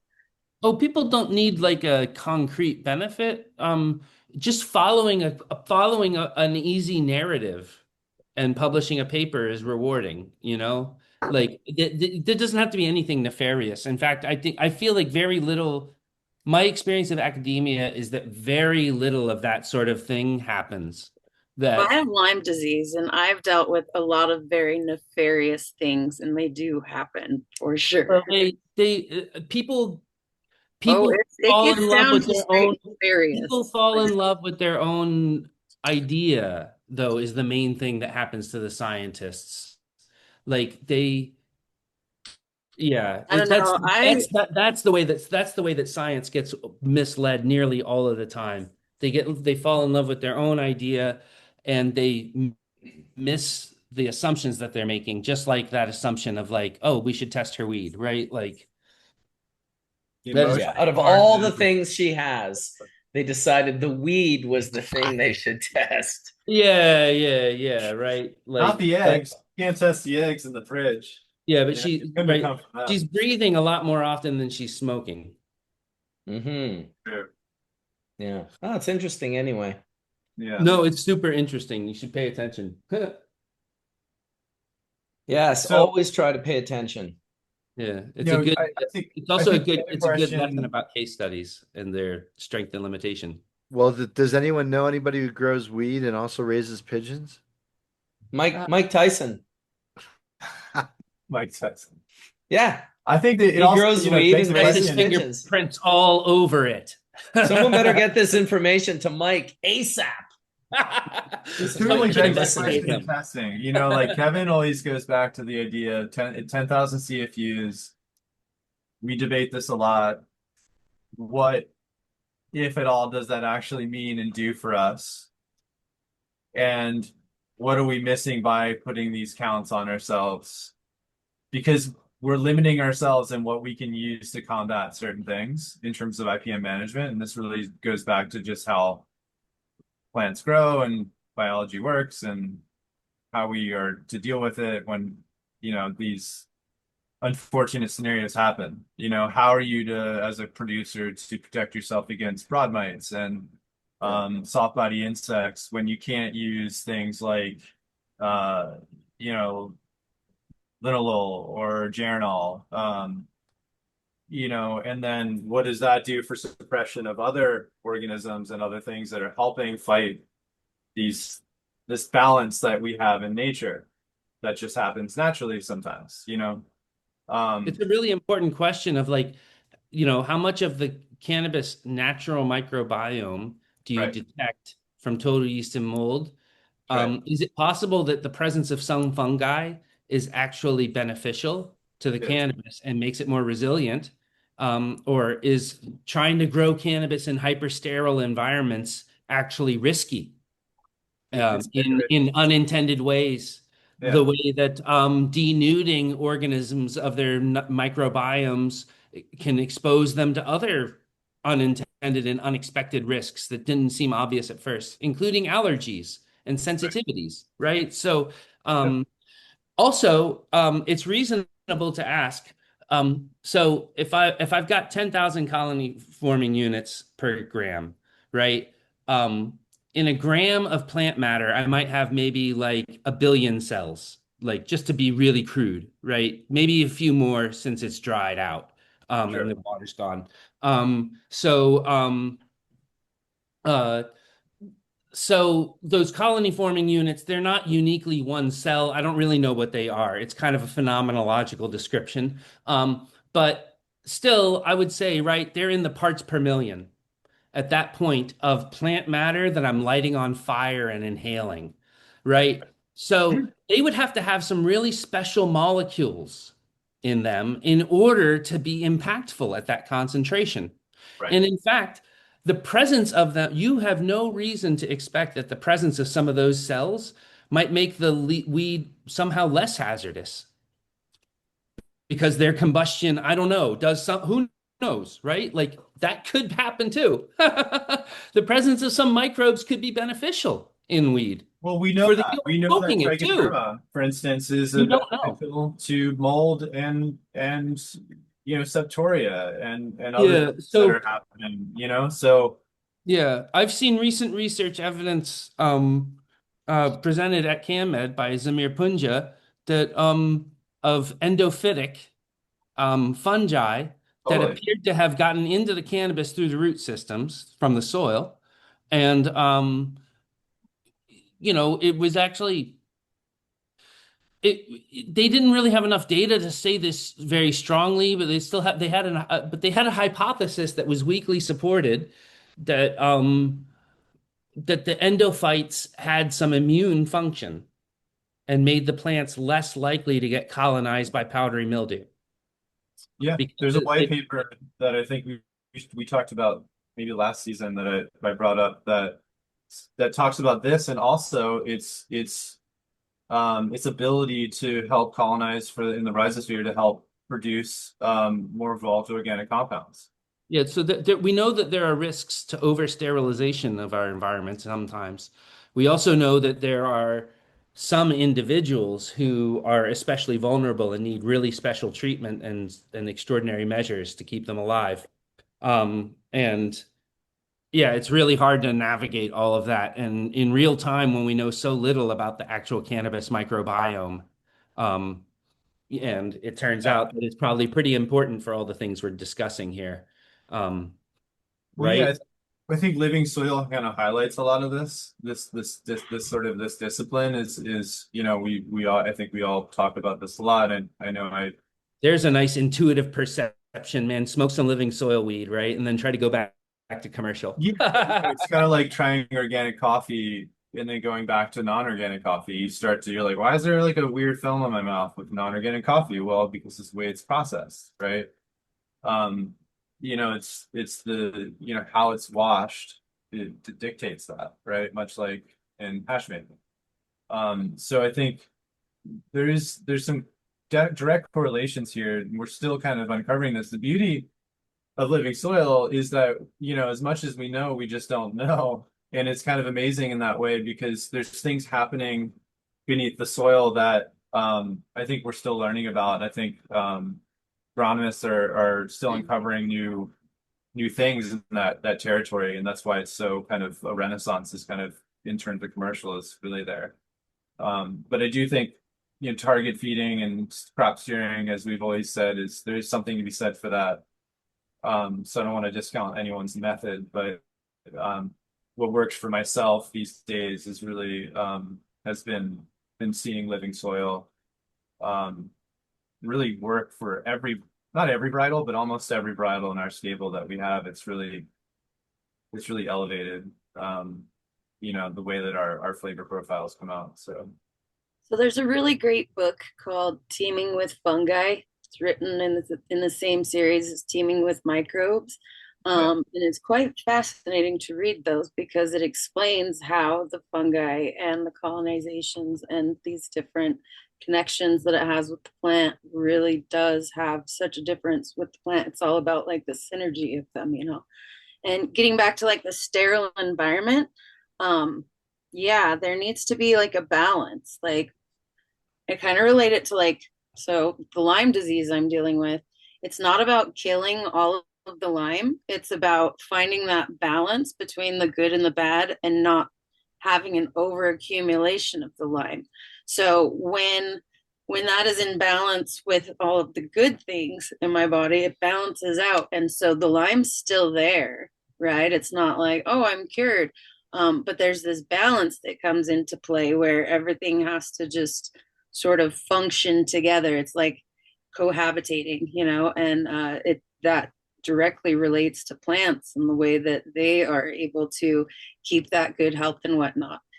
Because the roots are calling in different things that they need. And I mean, just like you can have an overabundance of the negative stuff, you can have an overabundance of good stuff. I've had friends that accidentally had an overpopulation of rogue beetles, and now all of a sudden they have all these good beneficial bugs that are now an issue. So it's all about finding that balance for the plant to really be able to grow properly. So shout out to Jeff First rule- Lowenfels. He's The been on first Hash rule of Church. toxicology is the dose makes the poison. Yep. absolutely. Good old Absolutely. LD50. Mhm. Yeah, Jeff's got 3 books: Teaming with Microbes, Teaming with Bacteria, and Teaming with Fungi. All Great incredible, series. incredible books. Yeah. Got to get him on again one day to come. And there's a couple of episodes where he came on and shared and gave some really good insight into, the history of his story and how he came about to write these books, and little blips and tips and tricks that you can check out. Definitely, if you haven't, they're incredibly like valuable insight to having read those books. Even if you're not a big reader, try to get them on like Audible or so that you can listen to them, because they really are worth the time. Yeah, and it's not like a how-to book. So those that are out there wondering, it's very much the principles, and then you got to figure out how to apply them. But it's a good read.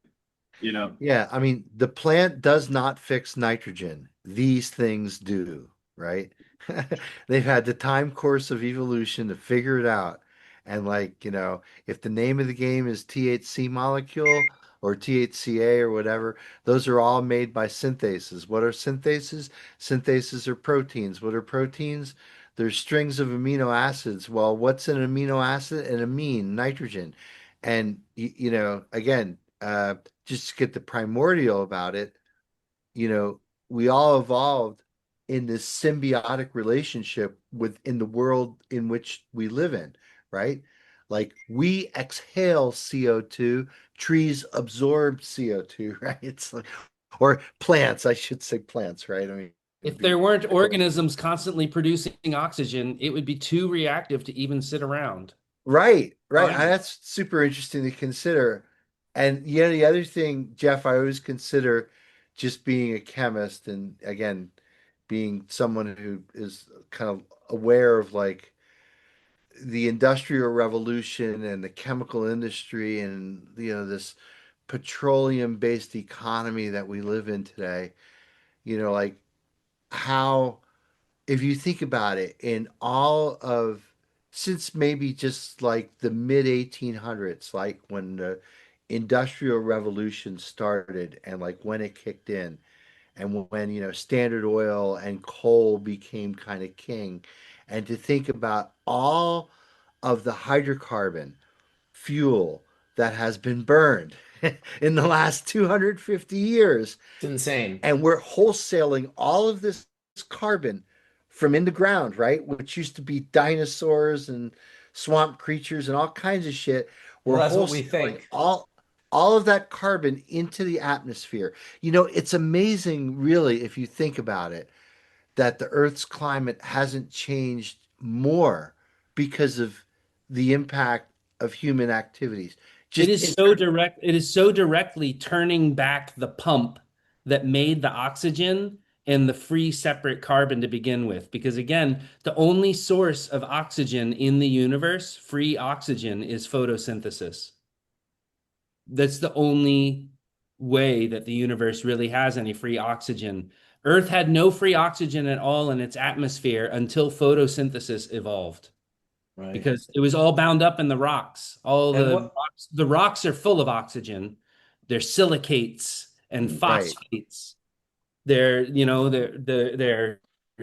sulfates. 18 It's atoms eight. per others. All Yeah. those eights mean oxygens, right? Well, everything's fully oxidized, man, because oxygen is fucking reactive, homie. It's dangerous. It's scary. It's like to me, oxygen is like the scariest one.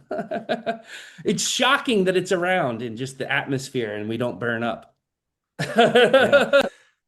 Well, this has been the worry with some of the weapons that have been developed over time, right? Like, geez, I wonder if we'll just ignite the entire atmosphere and just kill the entire planet. It's wild. The first thing John D. Rockefeller, I don't know if he's a trustworthy guy or not. I never personally knew him, but the first thing he did was convince everyone oil was scarce. That was like his number one mission. Yeah, let's convince everyone oil is scarce. It's like, really? I think the world is full of it. I know it is because Dr. Mark just said it perfectly. Forget about the amount that we've burned just in the last 200 years. How about just the amount we've burned in war alone? Nothing else. Not the fucking cars in Los Angeles, not Thailand and China, just war. The amount of War is quite resource intensive. holy shit, dude. That is It's an kind of the ultimate understatement. in resource intensive activities. Like I would love to know the number that Etienne Fontaine, like just of weapons. You were armory or munitions, weren't you, Etienne? I was artillery, and there, right Artillery. there, there's a photo of what I lived under. Oh my God. That's when he lit all the oil fires. And just to give you an idea, you see the Oh, horizon there? The yeah. horizon, it was 120 degrees. Under that oil fire, it was 28 degrees Fahrenheit or -2 or -3. That's how Ooh. cold it was. And that's the sun at midday. And how long did what was there hundreds of them that got lit on fire? They're all burning like just Yeah, hundreds of of barrels per second for like it was the months, most years. surreal thing I ever saw in my life. But oil is scarce. Yeah. I like smoking oil, but not like that. Holy Yeah. shit, dude. Now Yes, when you sir. see Etienne going to town on his rig, you're like, oh, okay. I see. I'll take that oil any day. Yeah, Etienne's just laughing at our 1 gram dabs. He's like, yeah, we were doing like 50,000 barrels a second. Holy shit, brother. I'm sorry. I am sorry that you had to go through that. Really, truly. Survived it, it was an experience, but nothing teaches you peace like war. But some of the pictures that you share just like keep me in awe. Like Jesus. Keep me up at night. Yeah, keep They sharing. wake me up at night. What are you talking? That keeps me up at night too. But at the same time, I actually scored hashish in Saudi Arabia. I was smoking Lebanese hash at that time, right? So, what actually, because cannabis was an expectorant. So, but at the same time, I was smoking cigarettes because, right, I was rolling little snakes and sliding it into the tip of my cigarette, right? So, I wasn't doing myself any justice, but at the same time, I was doing some harm reduction by having the hash, but it Well, ran out about hey, halfway through if that. if Rick Simpson can stop cancer using a naphtha extract, and that's naphtha that probably wasn't distilled to have the rust and lead inhibitors removed from them. Like I've always felt that about cannabis. It's like, wow, you can make like a borderline toxic medicine with it, and it's still effective. That's crazy. Yeah, it's amazing like how we go head first into wellness and not think about toxicology. It's you know, Like Dr. it's Allen said earlier, or physiology. true. It's all kind of wrapped into it, right?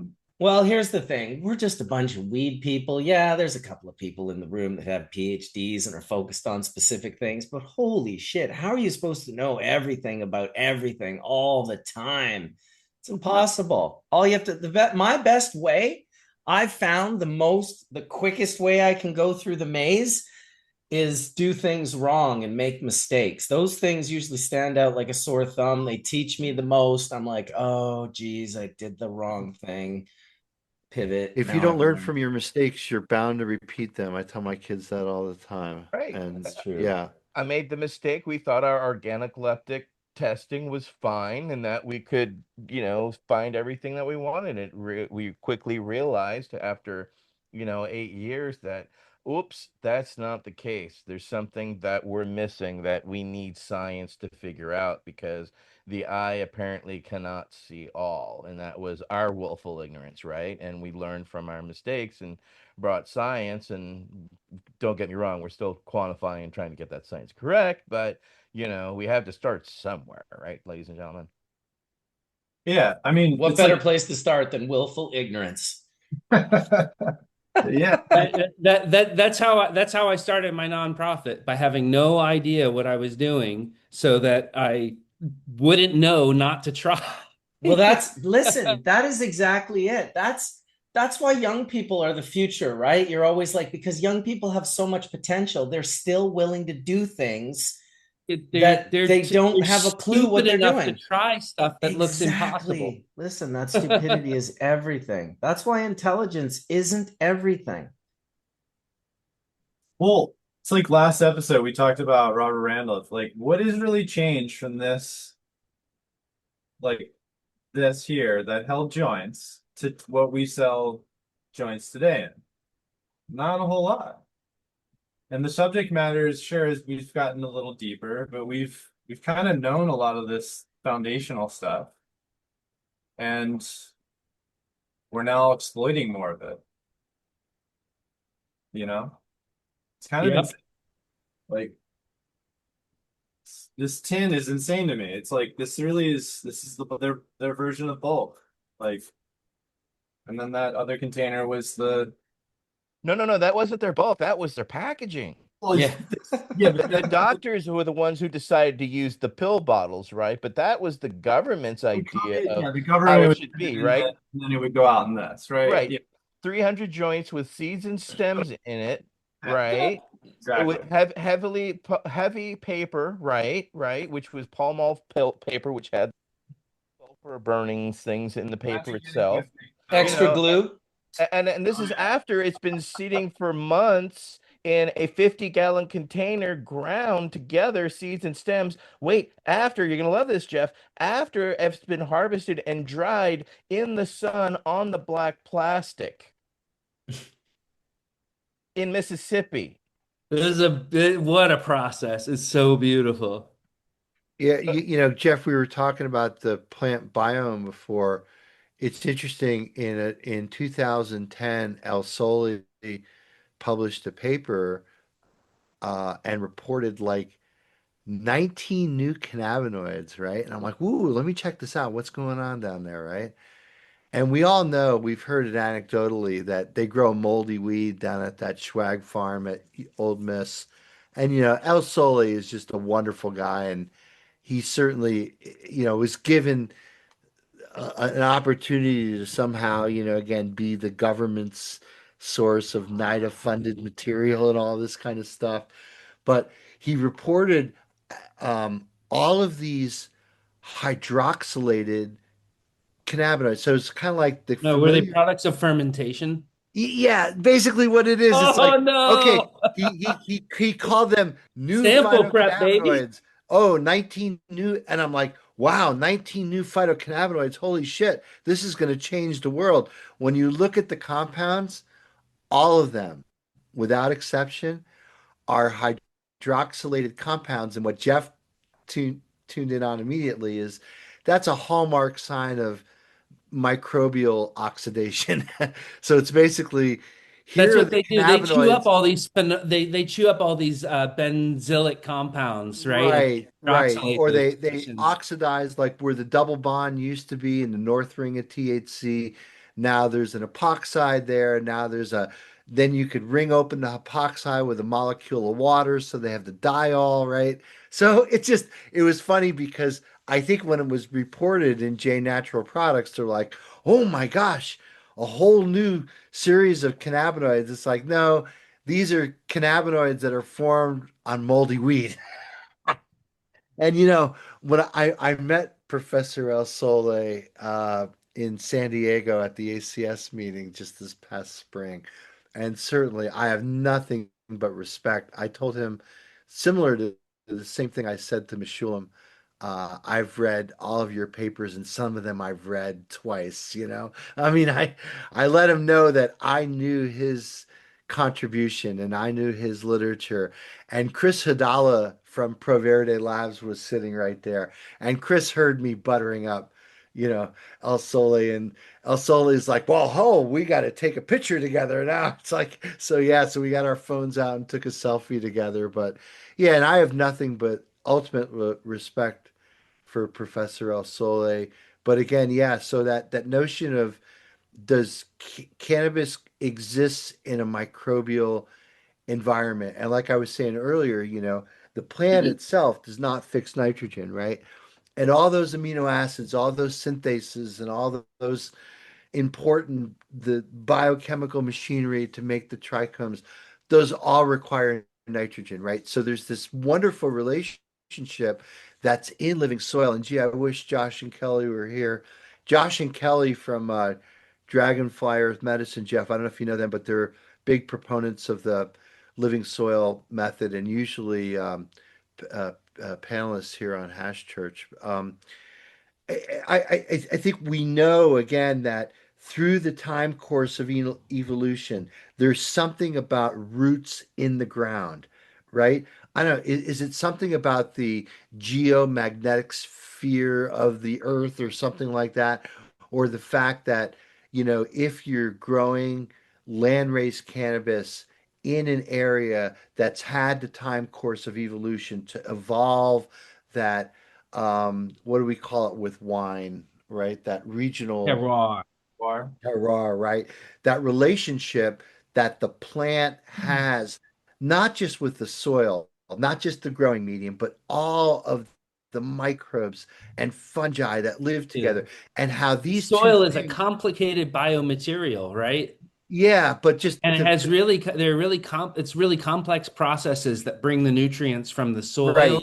to the plant in the native environment, right? Or But say, just to finish my thought for a second before it dies of loneliness is um, uh, uh, the notion that these things that we don't understand um, have had the time course of evolution to do their chemistry and to look at the different symbiotic relationships that happen between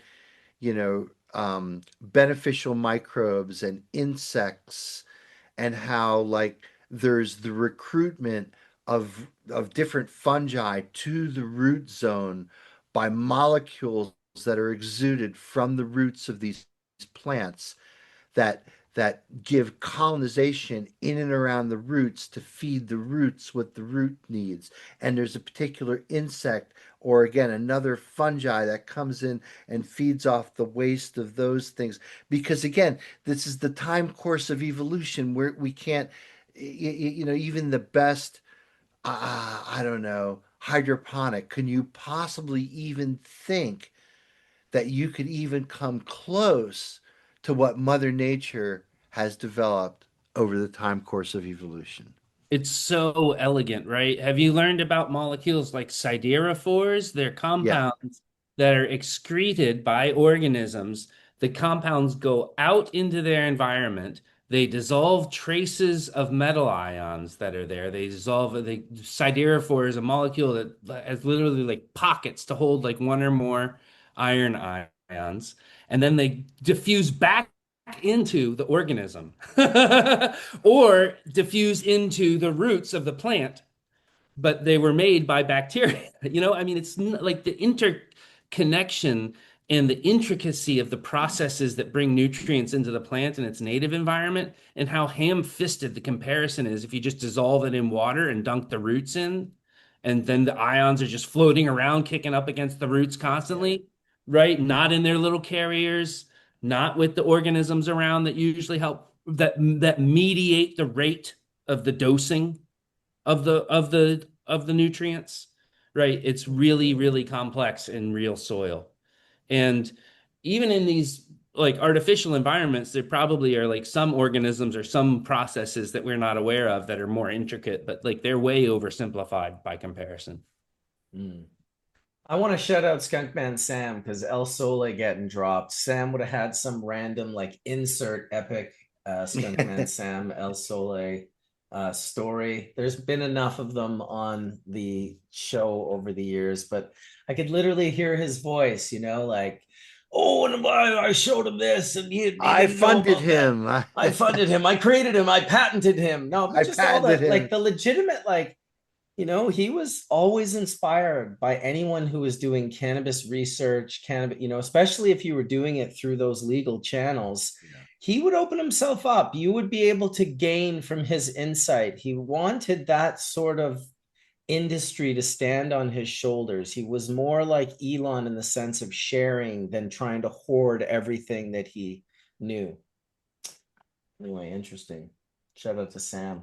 I think it's time for a bong rip, and then we should have more awesome conversation because we got 58 more minutes of Hash Church. We've been going for three Any hours. giveaways happening this show? Just in case. I don't know. I mean, I feel like I'm giving away the press club stuff. So I was like, although he said, yeah, I give something away. Like, I can't remember if he said every show. I don't want to be like, inundating them, but maybe we give away like something.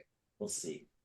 First, Una Yeah, bong hey rip. Marcus, I wanted to show you what the rig that I was using today. This is the Oh, all right. Let's one that join you him. had arranged, uh, sent to me. So Dude, that's a I'm beauty. That's like a brand new I'm Puffco forever Peak. grateful. So thank you very much. Oh, And I dude. have to say, when Jeff and I met down in CanMed, certainly, you're traveling. You're still in the United States, right? Because Puerto Rico is a United States territory. So, but there's only medical cannabis down in Puerto Rico. But Jeff had his trusty Puffco with him, and at one point in the evening, he had me sit down, and I forget what was that, Jeff, that we smoked on. Oh, there it is, right there, right. Um, And so what we is that? traveled. Sorry, I It's Go. the missed it. it's the proxy. It was Oh, the yeah. storm edition. I think I saw my man before had the same blue. So yeah, oh, I like that stem too. Um yeah. Yeah, so thank you for getting Um me high that I night. am a I am a consumer advocate. I always carry products with me. I smoke in public. I got two middle fingers to help, from my cold fucking dead hands. I actually picked a bouquet for those people, Jeff. Here's a bouquet I picked for them. I'll send you that. You seem like the kind of guy that needs that. That's Yeah, awesome. maybe Jeff, in this last hour, you can tell us a little bit about your institute and like what its mission is, and maybe how people, there's a lot of hash makers who watch Hash Church, and certainly people all throughout our industry. How can people participate in your mission of, again, being I love the fact that you said you're an advocate for stoners because we're all stoners. This is a panel of stoners. This is a, a church of stoners, right? And so really, I mean, so what can we do? Tell us a little bit about your institute and tell us about how we can participate in helping you with your mission. Yeah, so our mission is to protect and educate consumers of cannabis, and that's all the consumers. And What's the name of the institute, Jeff? and Just so we, it's the Institute of Cannabis Science, and you can learn more at cansci.org. That's cannsci.org. yeah, maybe ATN or Pretty Marcus, you can put simple that in the website. chat. Yeah, sorry, I'm always slow at putting stuff in chats. I have to click around forever and try to find it. Yeah. Bingo will do it. Bingo, do it. Bingo's one of our chatters who makes sure that we have a good chat going. So Jeff, tell us about the Institute and what is the mission? And again, maybe more importantly, Yeah. So how can we help? the things that we do are we look at the laws and the regulations and try to make them as consumer friendly as possible. We oppose bag limits and push for yeah, yeah, push for and oppose like potency limits. We want to make sure that people can buy hash and that concentrates are normalized, right? There are a lot of people who look at it as they see this little spatula and this little smudge of stuff, and it looks more like scary drugs to them, right? As opposed to plant, and So it's work to normalize it. Um, and we let's see, I buy products off the dispensary shelves and I test them and I write people honest reviews to tell them how they actually are.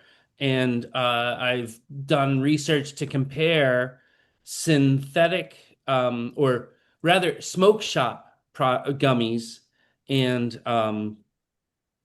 dispensary gummies.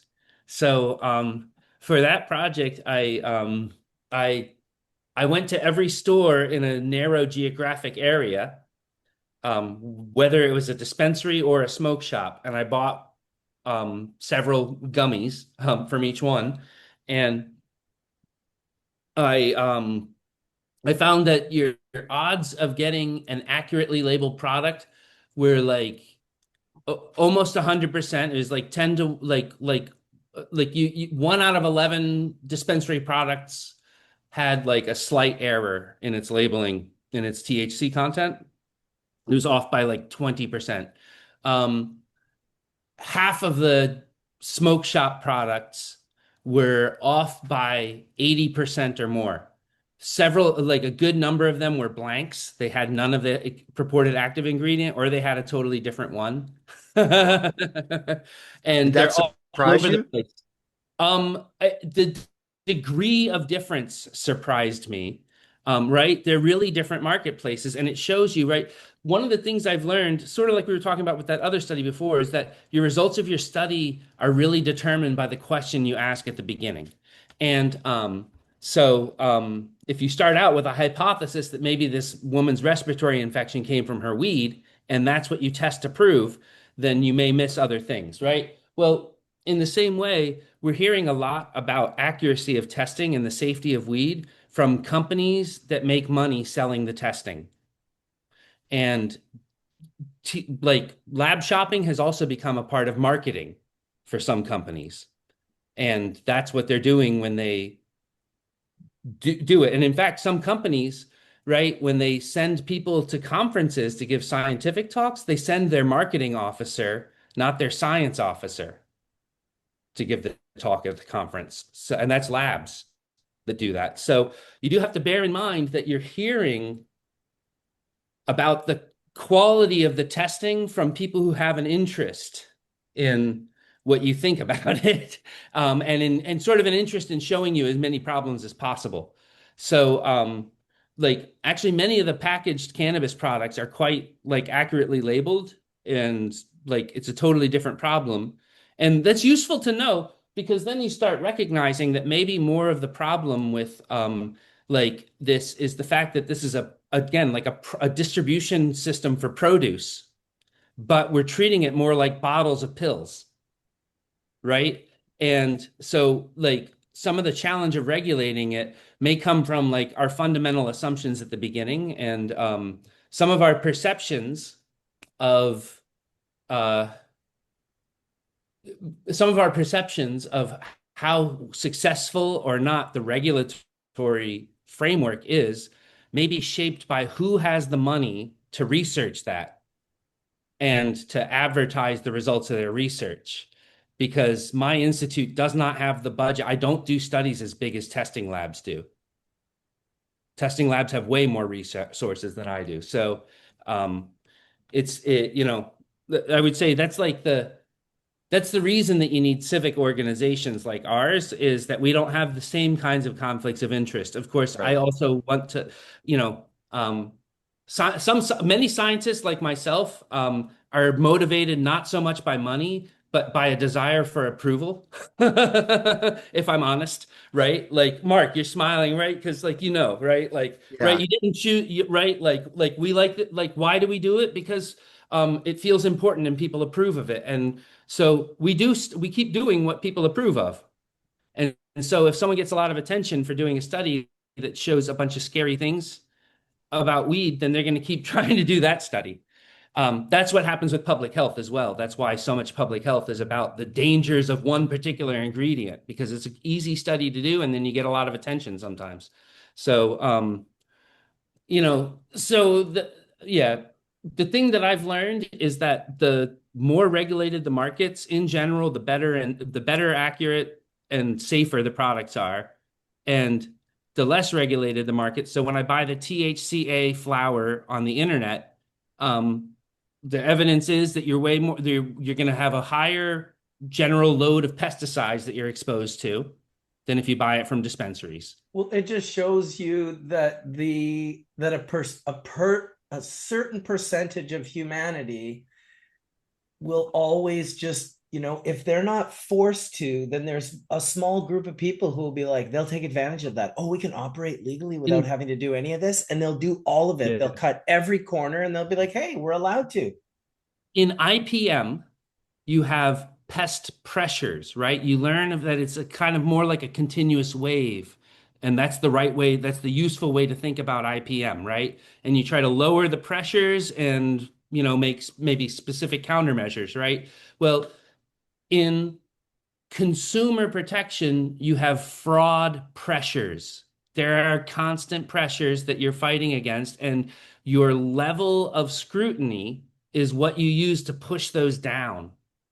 So the imperfect scrutiny of the regulated market is way more than the no scrutiny of the unregulated market. I mean, first of all, think about it. All these operators in the regulated market, look at all the government filings they had to do. At least they can fill out forms and they check boxes, right? And read things. And so right there, they've got it together in a way that illicit operators may not.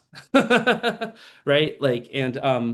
And they have the kind of personality that they're willing to do all of that, and register with the government to sell weed and pay taxes. I think the problem is that people, for many, many years, decades, sold cannabis and it was black market and everyone was fine.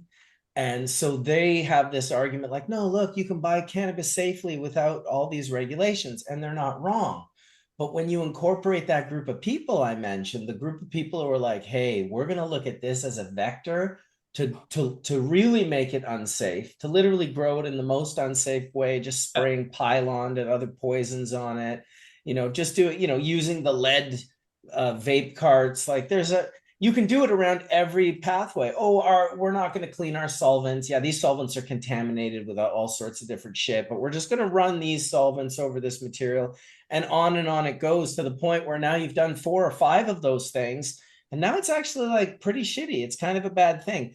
That's what we're talking about when we say, because I can already hear people being like, there's this dichotomy in the world of cannabis, right? It's like, oh, it should be treated like the berry. It's not a pharmaceutical, but yet it shrinks cancers out of existence sometimes. So it's like, oh, so it is kind of a pharmaceutical drug. So it's back and forth getting pulled. It's super complex, right? It's not. No, it's worse. It's dichotomous. It's foods, it's drinks, it's stuff people smoke. It's fun for me. It's medicine for you. Yeah. It's dangerously addictive for some people. It's hardware. It's excipients. It's molecules. It's synthetics. It's plants. It's aromatic volatile compounds. It is necessarily one of the most complicated.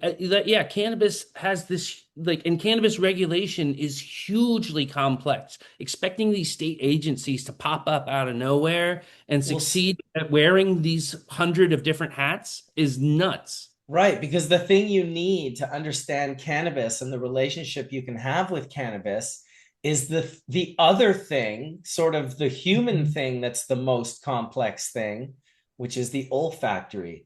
It plugs right into these senses. These things were made for one another. Yeah. Yeah. Well, I've learned a lot in the last couple of years from talking to other scientists at cannabis conferences, because one of the categories of chemist who I encounter, who I can sometimes get down on with a lot of detailed chemistry talk, is people who study signaling compounds. And I've also read a bunch of stuff about insect biology and insect signaling, because it started really fascinating me. Those organic compounds, a lot of them are very simple. And unsurprisingly, they're very hydrophobic, because the bugs don't want their paths to wash away in the rain. So they have compounds that are mostly highly saturated, that are like a lot of their signaling compounds, a lot like terpenes and, few heteroatoms. So, right, they're not made for hydrogen bonding. They're made for not washing away. So they're a lot like, actually like all of the plant signaling compounds that are fragrant to us and that give us these complex olfactory experiences that tie into our memories and deep into our hindbrain, right, are also signaling molecules for insects. They're also signaling molecules for the organisms in our microbiome and our gut. And that's why some spices impact our gut, is because they signal our microbiome and make it do different stuff. And they're the same, like they're broadly the same compounds that cannabis plants make, that we like in the cannabis plant, and that the cannabis plant uses in actually extraordinarily complex signaling to recruit insects to protect it, to talk to other cannabis plants about threats and the environment, to tell the world how it's feeling today and how good the sun is, right? And to ward off all kinds of like predators, that because it's a sessile organism.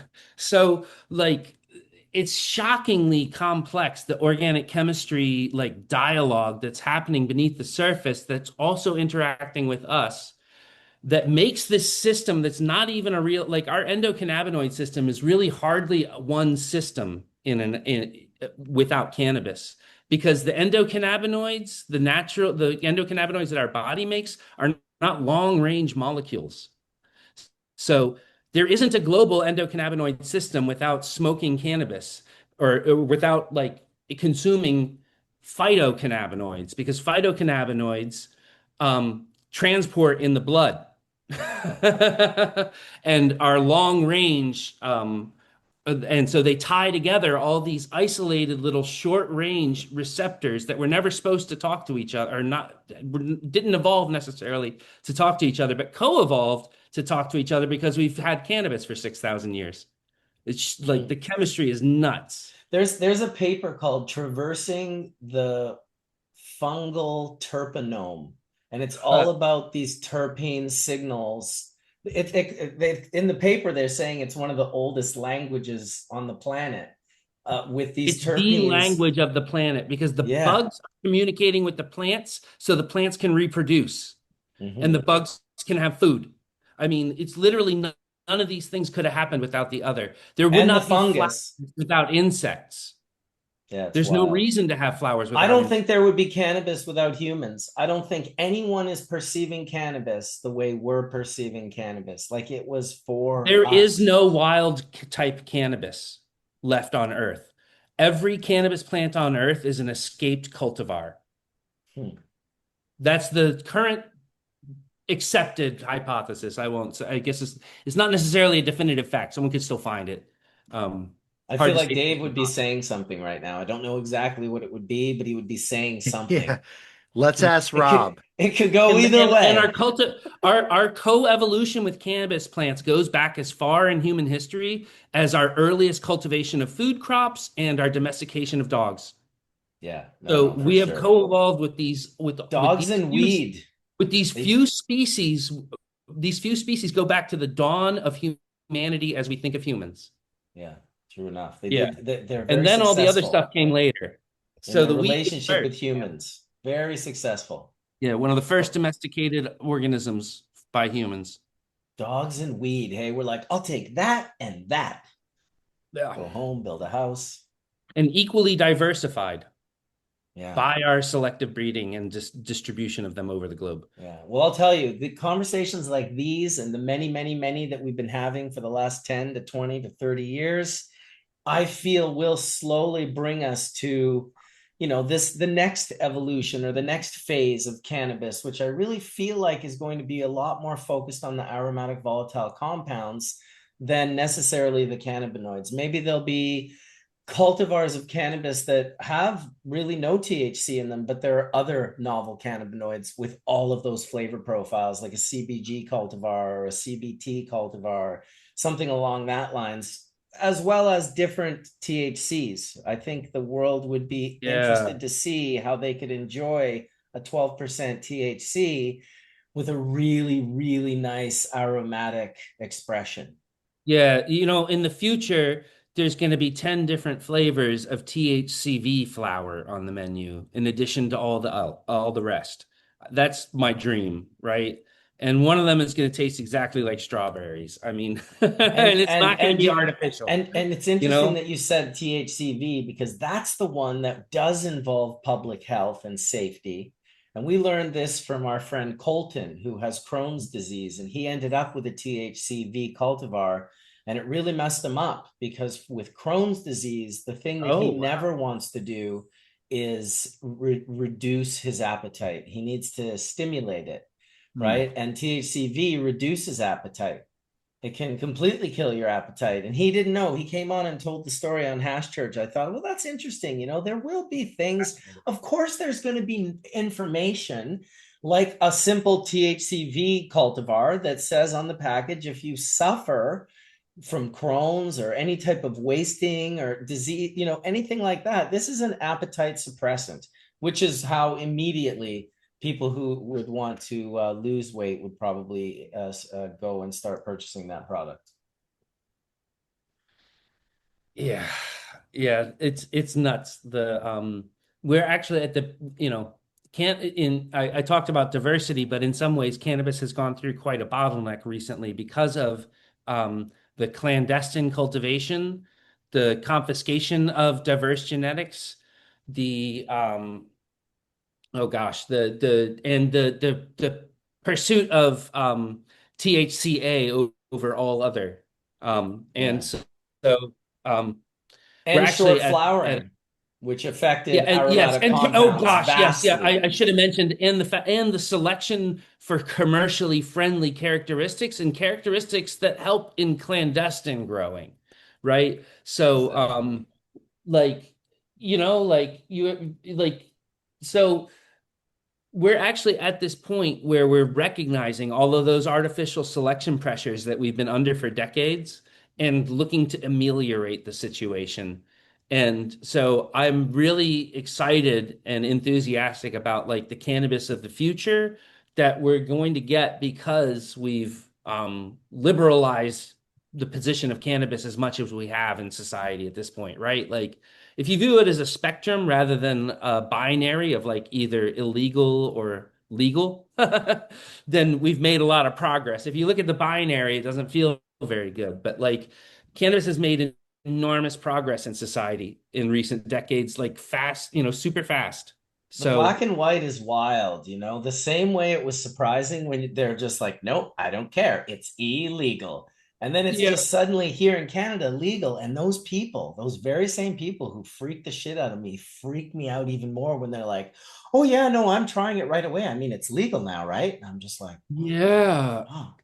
It- How do you think Obviously, like those that? people seem weird to us because we're here because we're not like that, right? But like, I there's a guess lot of so. those people, and I Yeah. can kind of understand where they're coming from. Like, it changes. Yeah, they're responding to an intuitive sense of how acceptable it is, right? Yeah.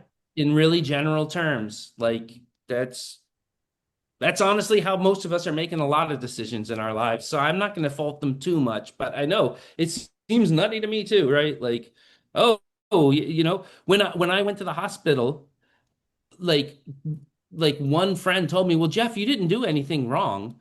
I mean, it's legal." And I was like, "But I I bought e-cigs off the internet and concealed it." From like my family. Like it was and made myself sick as a result. Of course I What did was it, like a wrong. psychedelic or It was just like a stupid. No, it was no, it was TH it was just THC ones that were diluted with vitamin E acetate. oh shit.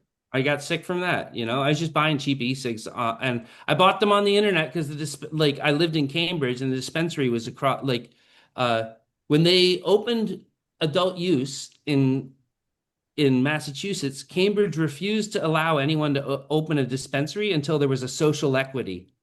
Mm, So I was in a cannabis desert. So funny. So, So I so could a get the victim of internet ones delivered out prohibition. the back in the back of my lab. You're I a, would you're get a them in the parking victim. lot. You're a victim of prohibition. Yeah, I know. Isn't it weird? It's such a weird story. Like I would have never framed Well, myself. it's pretty hilarious when I guarantee the state you live in has a public health department and they probably pride themselves on keeping their citizens safe, whereas yet they can create and have experiences like the one you went through. Prohibition is generally like that, whether it's the sex trade or illegal drugs or whatever. If you don't regulate and control it and allow it, then no matter what, it creates people who are never going to stop wanting it. So then other people, that group I spoke about earlier, who has Yeah. less ethics and morals, that they're just like, look, man, we're just about stacking some paper. Like, of course we're going to do this. What do you need? You need fentanyl. You need, we've got it all Yeah. here. And it's like, well, if you Yeah. just made that, there's ways to eliminate people dying from fentanyl. Here in Vancouver, in my city, 500 people every month die of a fentanyl overdose. And they've been doing it for like well over 10 years. So it's just like thousands and thousands of people. And the thing about fentanyl is, I mean, of course, all drug users are someone's daughter or son, right? Like, of course, they're a human being. But before fentanyl, drug users all had a very similar path. There was mental illness often involved, there was difficulty at home and abuse, there was homelessness, there was a whole variety of things that led to the drug problem here in Vancouver, at least. And fentanyl was like suddenly like people like soccer moms were like, oh, I got into Yeah. an accident and they gave me this drug and it was oxycodone and then I Yeah. couldn't get it anymore and now I'm taking this and now she's dead and she's having a funeral. It's like, holy It's so shit. dangerous that it can impact people who aren't usually very vulnerable. Well, it's Yeah. leaking out of the drug area of the city and going into like an enormous amount, which I always thought that's why you got to Every deal with drug that has its problem. own every drug has its own unique potential for abuse and its Sure, own of course. unique hazard level of hazard. And like that's a big part of how our society decides which ones we permit and how we do it. But obviously it's not perfect. A lot of it is also, because so much of our threat detection as humans is intuitive, like right? Like it's not, we don't have a perfect system. A lot of it is just about what we're used to. So, but still, like, yeah, some drugs are like fentanyl are just super dangerous, right? And it's hard to imagine a very, yeah, they're not very attractive or 100% perfect regulatory systems that you could have with it, right? Like, but with cannabis, it seems like, you can do a lot better. But you also have to accept that like it's never going to be perfect. No regulations are perfect. No system is perfect. That's why there's people like us. Like a lot of the work I do is I put pressure on the politicians and figure out like who makes the decisions, and then show them the right kind of information and produce the right kind of information that's gonna help them make the right decisions. So that's what I do. That's kind of pragmatically say useful, and then uh, our work of publishing reviews that are based both on experience of products and then also on their testing. Um, it kind of, I feel like it gives people individual, say, examples, but it's sort of limited, right? Like I can't review enough products to tell you which thing to buy in your dispensary. They've got hundreds of things on the shelf. Like, so, but it also kind of teaches you a bit about how to appreciate cannabis, how to value every part of it. I try to talk about every feature to the best I can. I'm not like an expert. I'm a guy that smokes weed. So, I definitely write my views from that perspective as like not an expert on chemistry, not an expert on growing weed, and not a ganjier, not an expert on tasting it, but just a dude who likes weed. It's So, valid.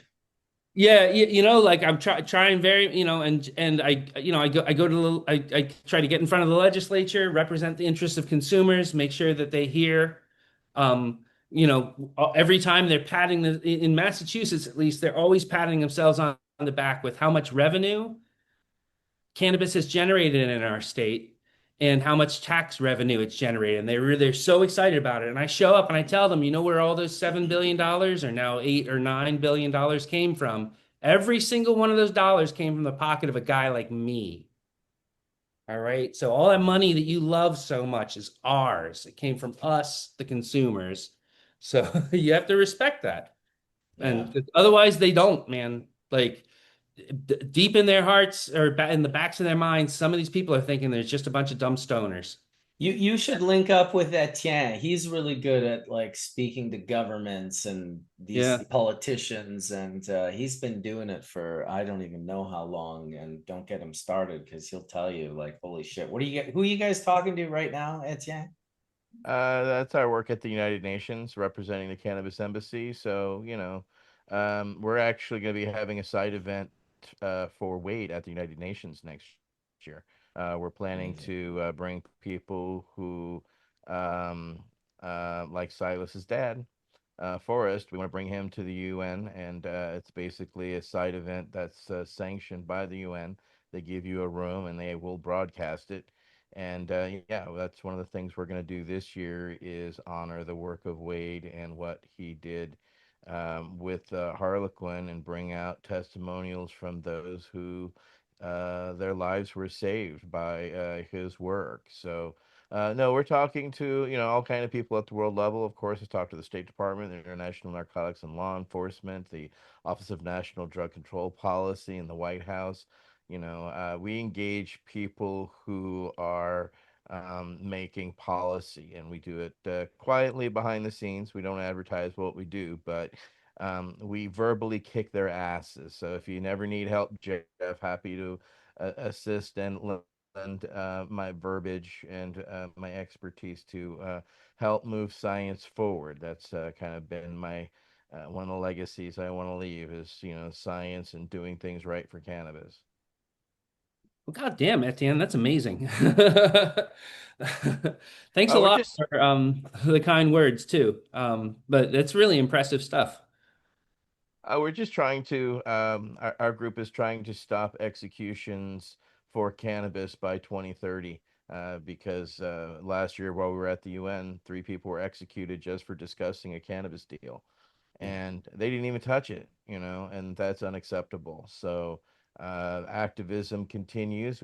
Yes, we can sit on our ass, but we can sit on our ass and do something. And fortunately, yeah, we had 26 individuals from 13 different countries because, again, this crosses every social economic barrier. So we're just trying to find people, and it's still done old school grassroots style, person to person. So by engaging these people, and one of the main things that we're doing is we're countering Kevin Sabet, right? And his myth information, right? His lies, because countries like China, Pakistan, Singapore are all using his rhetoric to continue to execute people, and that's reprehensible. In 2025, that shouldn't happen. So that I've taken Not it one as a more person personal. should die for this No, plan. no one should have to die. And so again, and not only am I passionate about it scientifically, I'm also passionate about that people just just sheer justice should not. And fortunately, I have enough like-minded people that I work with in the Veterans Action Council that and the Cannabis Embassy that were motivated to make that change. Otherwise, it's going to continue. So you guys can get active, get involved, participate, write letters, you know. Cannabis has been well embraced now by the veterans community. Um, they even they allow all kinds of weed events in VFWs too. You And know, we've worked on that, but one of the main things we're and the trying to do VA, is yeah. yeah, is to get the VA to actually write recommendations and prescriptions. And Yeah, that yeah. The VA has at least liberalized some of their policies about communicating about cannabis. So it's like been one small step in the right direction. Am I right? well, Like, that's because of my friend Michael Crowitz and the work that he's been doing in the VA yeah, as that's an great. individual going in there and saying, hey, you guys need to give us a guarantee that you're not going to kick us off of our benefits just for discussing cannabis. And Yeah. so out of that, they created what's now Directive 1315. And one of my recent Freedom of Information request things found is that they are educating doctors and nurses on Directive 1315, because the biggest misconception I still deal with, and the biggest myth that I have to deal with every single day, is veterans are asking, oh, well, am I going to now lose my benefits for it? And since 2011, no, that's not the case. And so to Nobody should be educate afraid them, to talk to their doctor about cannabis. correct, but they Nobody even are. should have to be afraid to admit that they consume. We shouldn't have to have that fear of, Shouldn't, but it exists. And yeah, especially but when it's there. your It's super healthcare real. I saw benefits, it with my dad too, who was a veteran. He's, right? So thank you for his service as well. But we have a lot of work to do to still get it, because even if it passes the House and the Senate, and it's signed into law, that's only legal in states where it is legal, right? And so this is a problem we call treatment by geography, because now then only those veterans get access. Well, what about our brothers and sisters in Kentucky and Kansas and other places where they don't have that type of access, right? And so it's an ongoing fight, and that's, as I say, eternal vigilance is the price of liberty, right? We have to participate and be active. And you can find a lot in your own empowerment, right? The same way that you found once you took the chance that other people resonated with your science, that they resonated with you going out there and product testing. That seems logical, right? And people embraced you. And what you initially thought was has now turned into something that people are like, great job, Jeff. Continue to do what you do, right? But you had to take those series of risks to arrive there. yeah. I think what I've learned is that government is like a machine, but it's not a machine like my dehumidifier that I just turn on and walk away from, right? And it does its thing. It's a machine like a car that I have to drive, that I'm constantly operating and directing.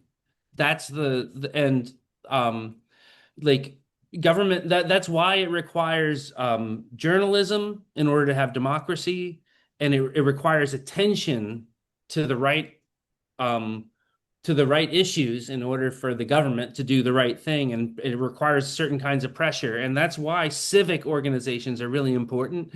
Consumer protection always came from civic organizations, and so my model is Consumer Reports, which is a consumer protection organization that yeah has prevailed in many lawsuits and really changed the standards of what consumers can protect and can expect in this country. So and it requires constant vigilance, So um we actually, in Massachusetts, our state has an office that I read about in a very charming um article of the Boston Globe. They have this office of 6 full-time employees who go to gas stations and grocery stores, and they make sure that a gallon of gas is really a gallon and that a pound of potatoes is really a pound. And that's why those things are accurate and not inaccurate. It's because someone checks every once in a while. It's not because someone said it and forget it, you know? So that's the way that things have to work. And you always, like, consumer protection always started from the civic space. Consumer Reports is a nonprofit. Um, the ASTM, which formed to make standards, is a nonprofit that was a group of concerned engineers and scientists. So it's actually like the thing that inspires me is that there are people who came before me who have actually done exactly the same thing, and they're not usually very famous. But when you learn about them, they're really interesting people a lot of times, and so that's the thing I'm trying to create now. At this point now on Instagram, I'm interested in recommendations of, say, other like products to try from the internet and test. I'm really curious what people are seeing around like other places outside of Massachusetts. So that's a way that people can reach out and interact. If you reach out and interact with with our Instagram or with me on LinkedIn, whichever of those two you prefer. I'm slow and kind of old, so LinkedIn is actually more comfortable for me, but I use both. Um, yeah, yeah, a great way. That's a great way to participate. Or just tell us what kind of weird stuff you see, or send us a certificate of analysis if you have questions about it and what it means. Um, those are some of the things that I love taking a look at products. I love answering questions that people have. Um, so yeah. So anyway, those are some of the best ways for people to interact with us and to start getting involved. And then of course you can check out our website and look for the section called Tasting Testing. Um, some people have told me that my reviews are pretty entertaining, and I feel like if you read through several of them, you start actually learning something. You learn some bigger lessons. And cannabis, one of the things I love about this is I actually like my goal in my life was to be a professor of chemistry and to make chemistry really exciting to people. I wanted to make an introductory chemistry class called Drugs and Fireworks that would teach people all the fundamental principles of chemistry through drugs and fireworks and other really fun stuff. Um, because the problem with chemistry is all the examples they give you in high school. I hated it in high school. It was so boring. So like I'm actually really passionate about teaching, and cannabis gives you great opportunities to get people interested in science. And through my tasting testing, I expose people to some of the fundamental ideas about like chemistry and what the testing means and how cannabinoids work and how stable they are in the cannabis, how it ages. You get introduced to standard deviation and error and uncertainty.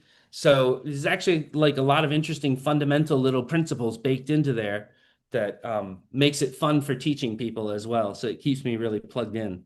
Um, so I concur with everything you just said. So I am a chemistry professor, and yeah, I mean, Gen it's, 10 was so boring for me, but it's so interesting now because now I know all the examples and yeah. like so now Gen Chem is so interesting. With me, Jeff, it was really different because I knew early on, I'm like, I knew I was just fascinated by chemistry.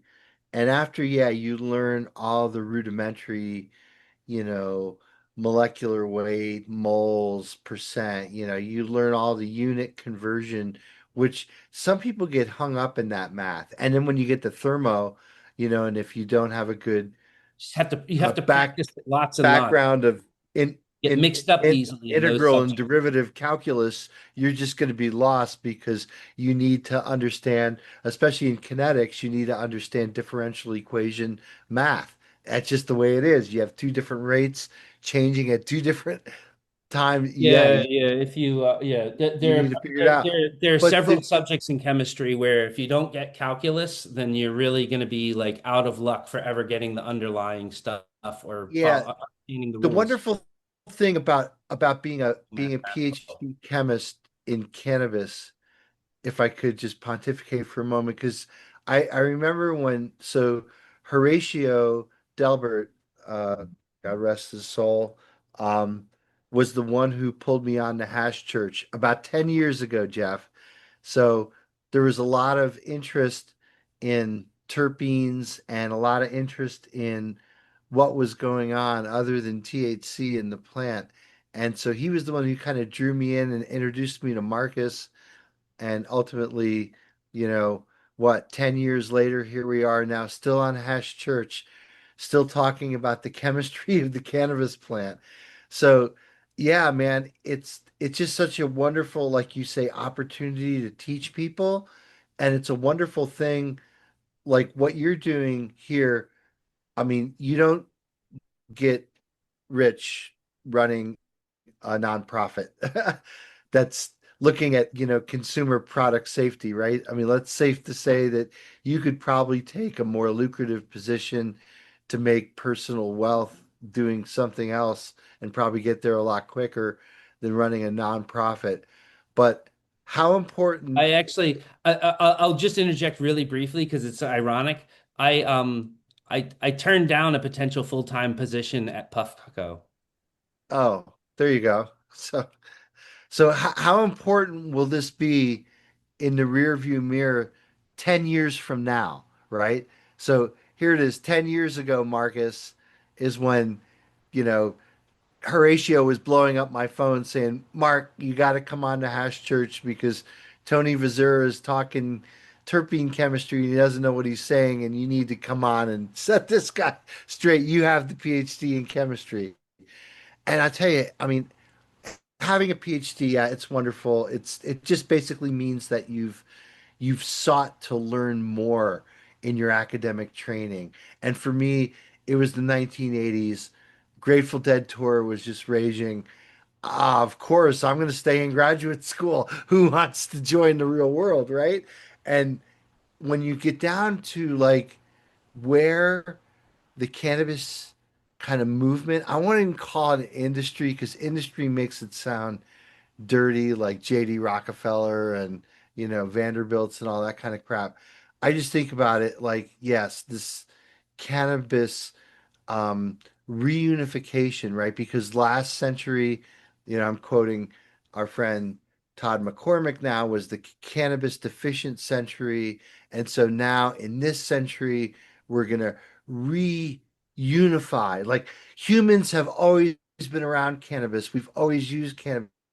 It guided so much of our early discovery around medicine and around materials. And certainly, like, you can't change like history, like the way that humans have evolved with the plant can't change that, right? And Clothing. so, and And and, and like, yeah, again, just to finish this thought was like, you know, how wonderful that you and I now with PhDs can inspire new people to be like, you know what?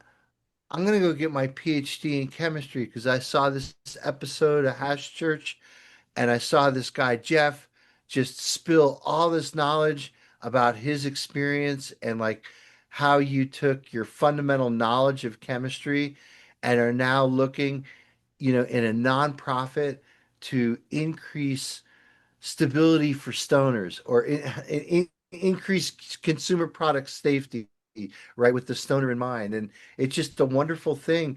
I see new people entering into, again, I'll just call it the industry, or just getting industrial jobs, whether it's the head of extraction. I'll throw out to Alex Ekman, who I've been following on LinkedIn for a while. Very, very wise young man who now is the director of, I think, hydrocarbon extractions for a multi-state operator. I mean, I think it's great that people who are getting the fundamental background of the physical science you and I know and love as chemistry, and now applying that knowledge in this space of cannabis where we really need scientific leadership to cut through the bullshit. We need like ATN, who's like interacting with legislators and with world leaders. We need to make sure that all that stuff is based in scientific reality. And yet it goes back to, do you know what a mole is? Or do you know what a molecular weight and all that fundamental knowledge you build as a solid scientific foundation to launch rubber bands at the stars, right? Anyway, that's my spiel. You gotta take your pock shots, right? You gotta take a try. But yes, world leaders listen to and are activated by real science, right? They're not gonna listen to any hearsay and conjecture. They need to see real fucking data, and it data better be tight because they're gonna give it to their science. We need world leaders from their country, so they take this stuff back to their scientists and they hem and haw of it. So you better be solid on your shit, otherwise you could throw the whole thing off from the get-go by your willful ignorance. Unless their scientist is Adrian Nahas. Ugh. Oh,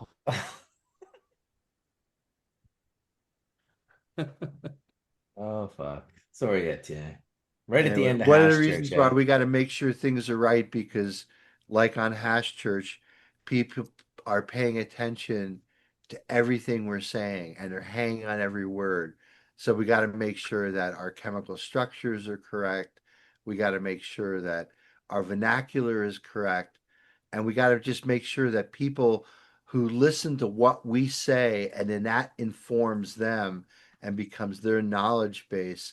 I mean, I love when I look out in my classroom and I just see, my students, again, who are usually taking organic chemistry or general chemistry, are seeing some of these concepts and they're difficult for them to understand. But I could see in the learning process, and sometimes it's a little more painful for some students than other students because other students seem to get it right away.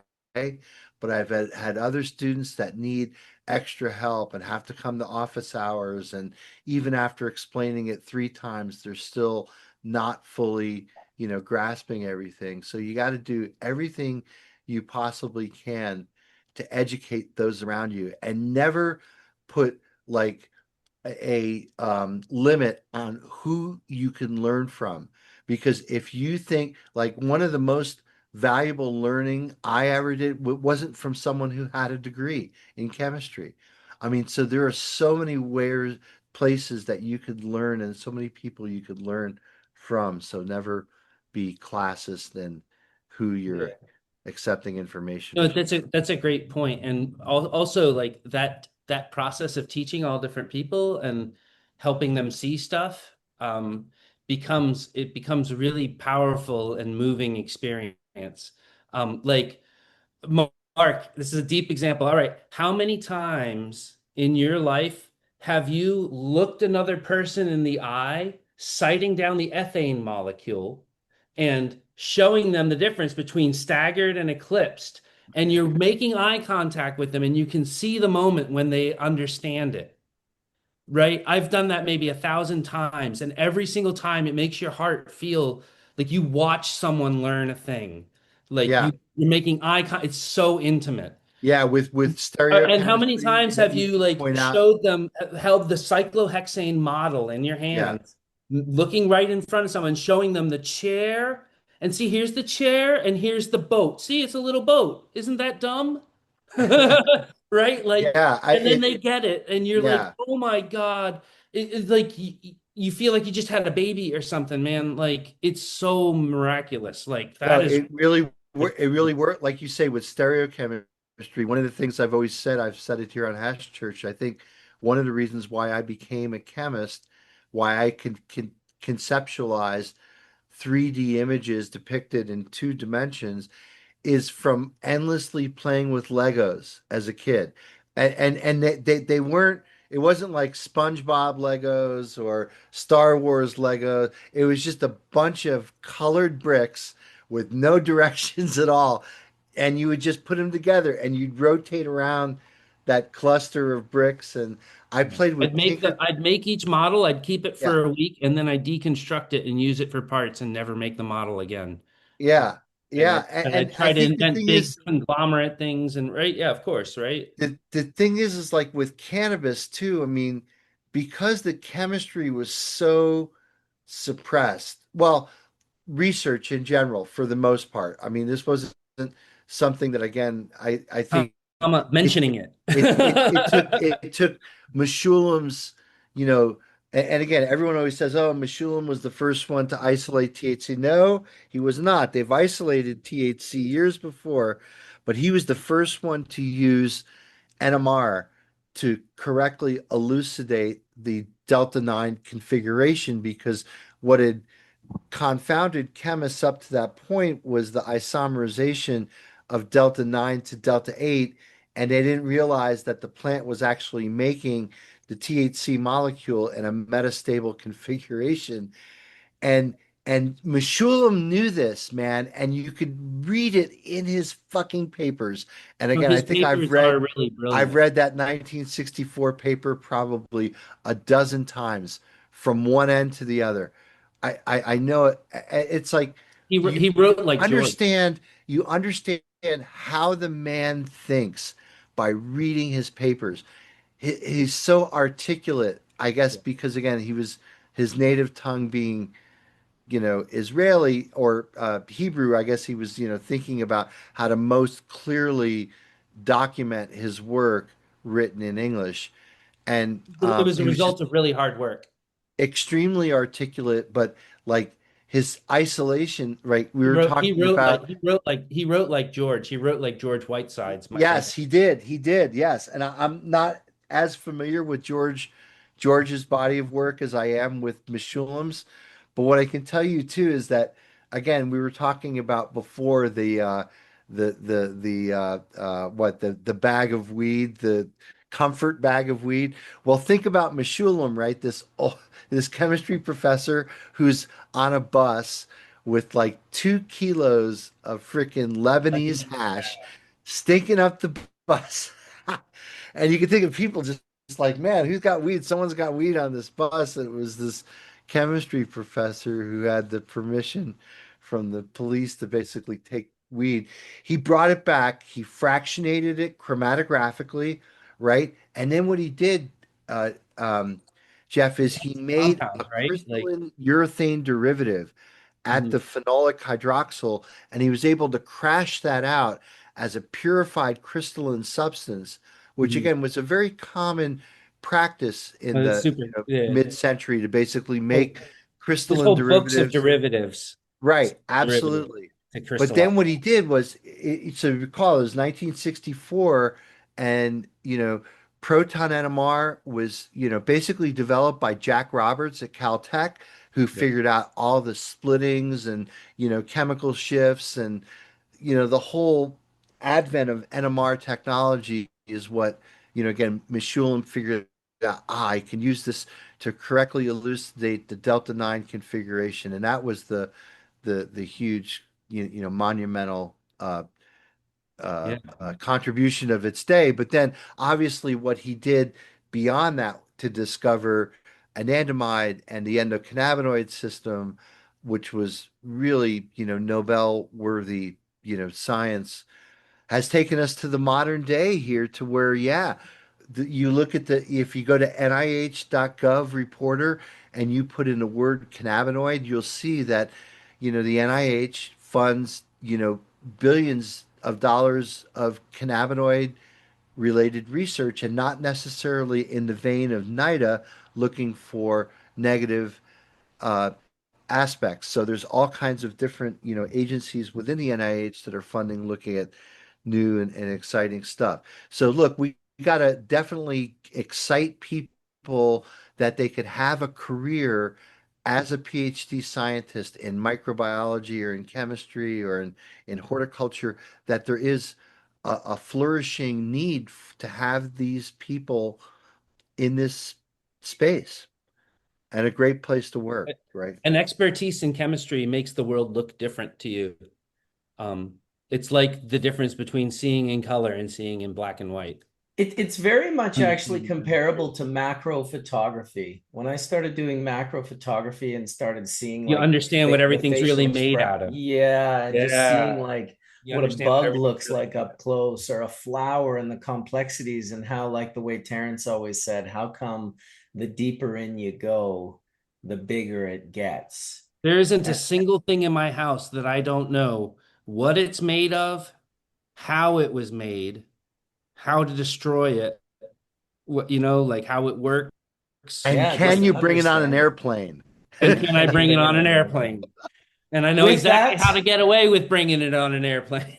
And I With do it that, all the I'm time. gonna wrap it up, my friends. 1 o'clock. I'm waiting to get out into my garden here, but I want to Oh, thank you, yeah. Jeff, for coming by. That was awesome to have you. We'd love to It have you was come so on great again and meeting every talk single one of chemistry. you, and I Yeah, loved all the like dynamic conversation. Thank you so much dude, for it was like awesome.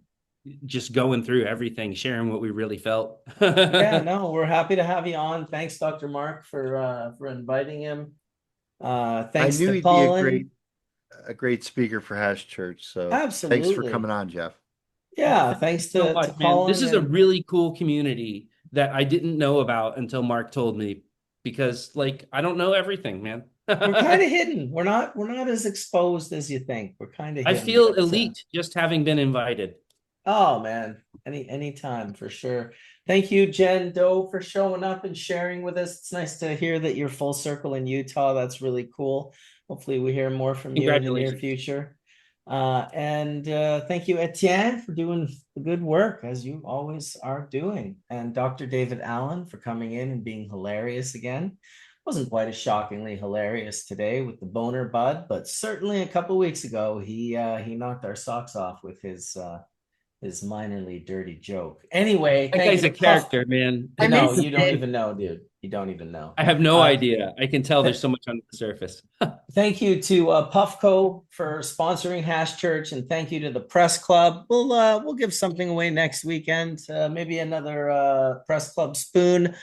I think I'm flying to Quebec next Sunday, so I may need a little help with uh, running the show. It might be a short one, maybe only 2 hours. We'll see.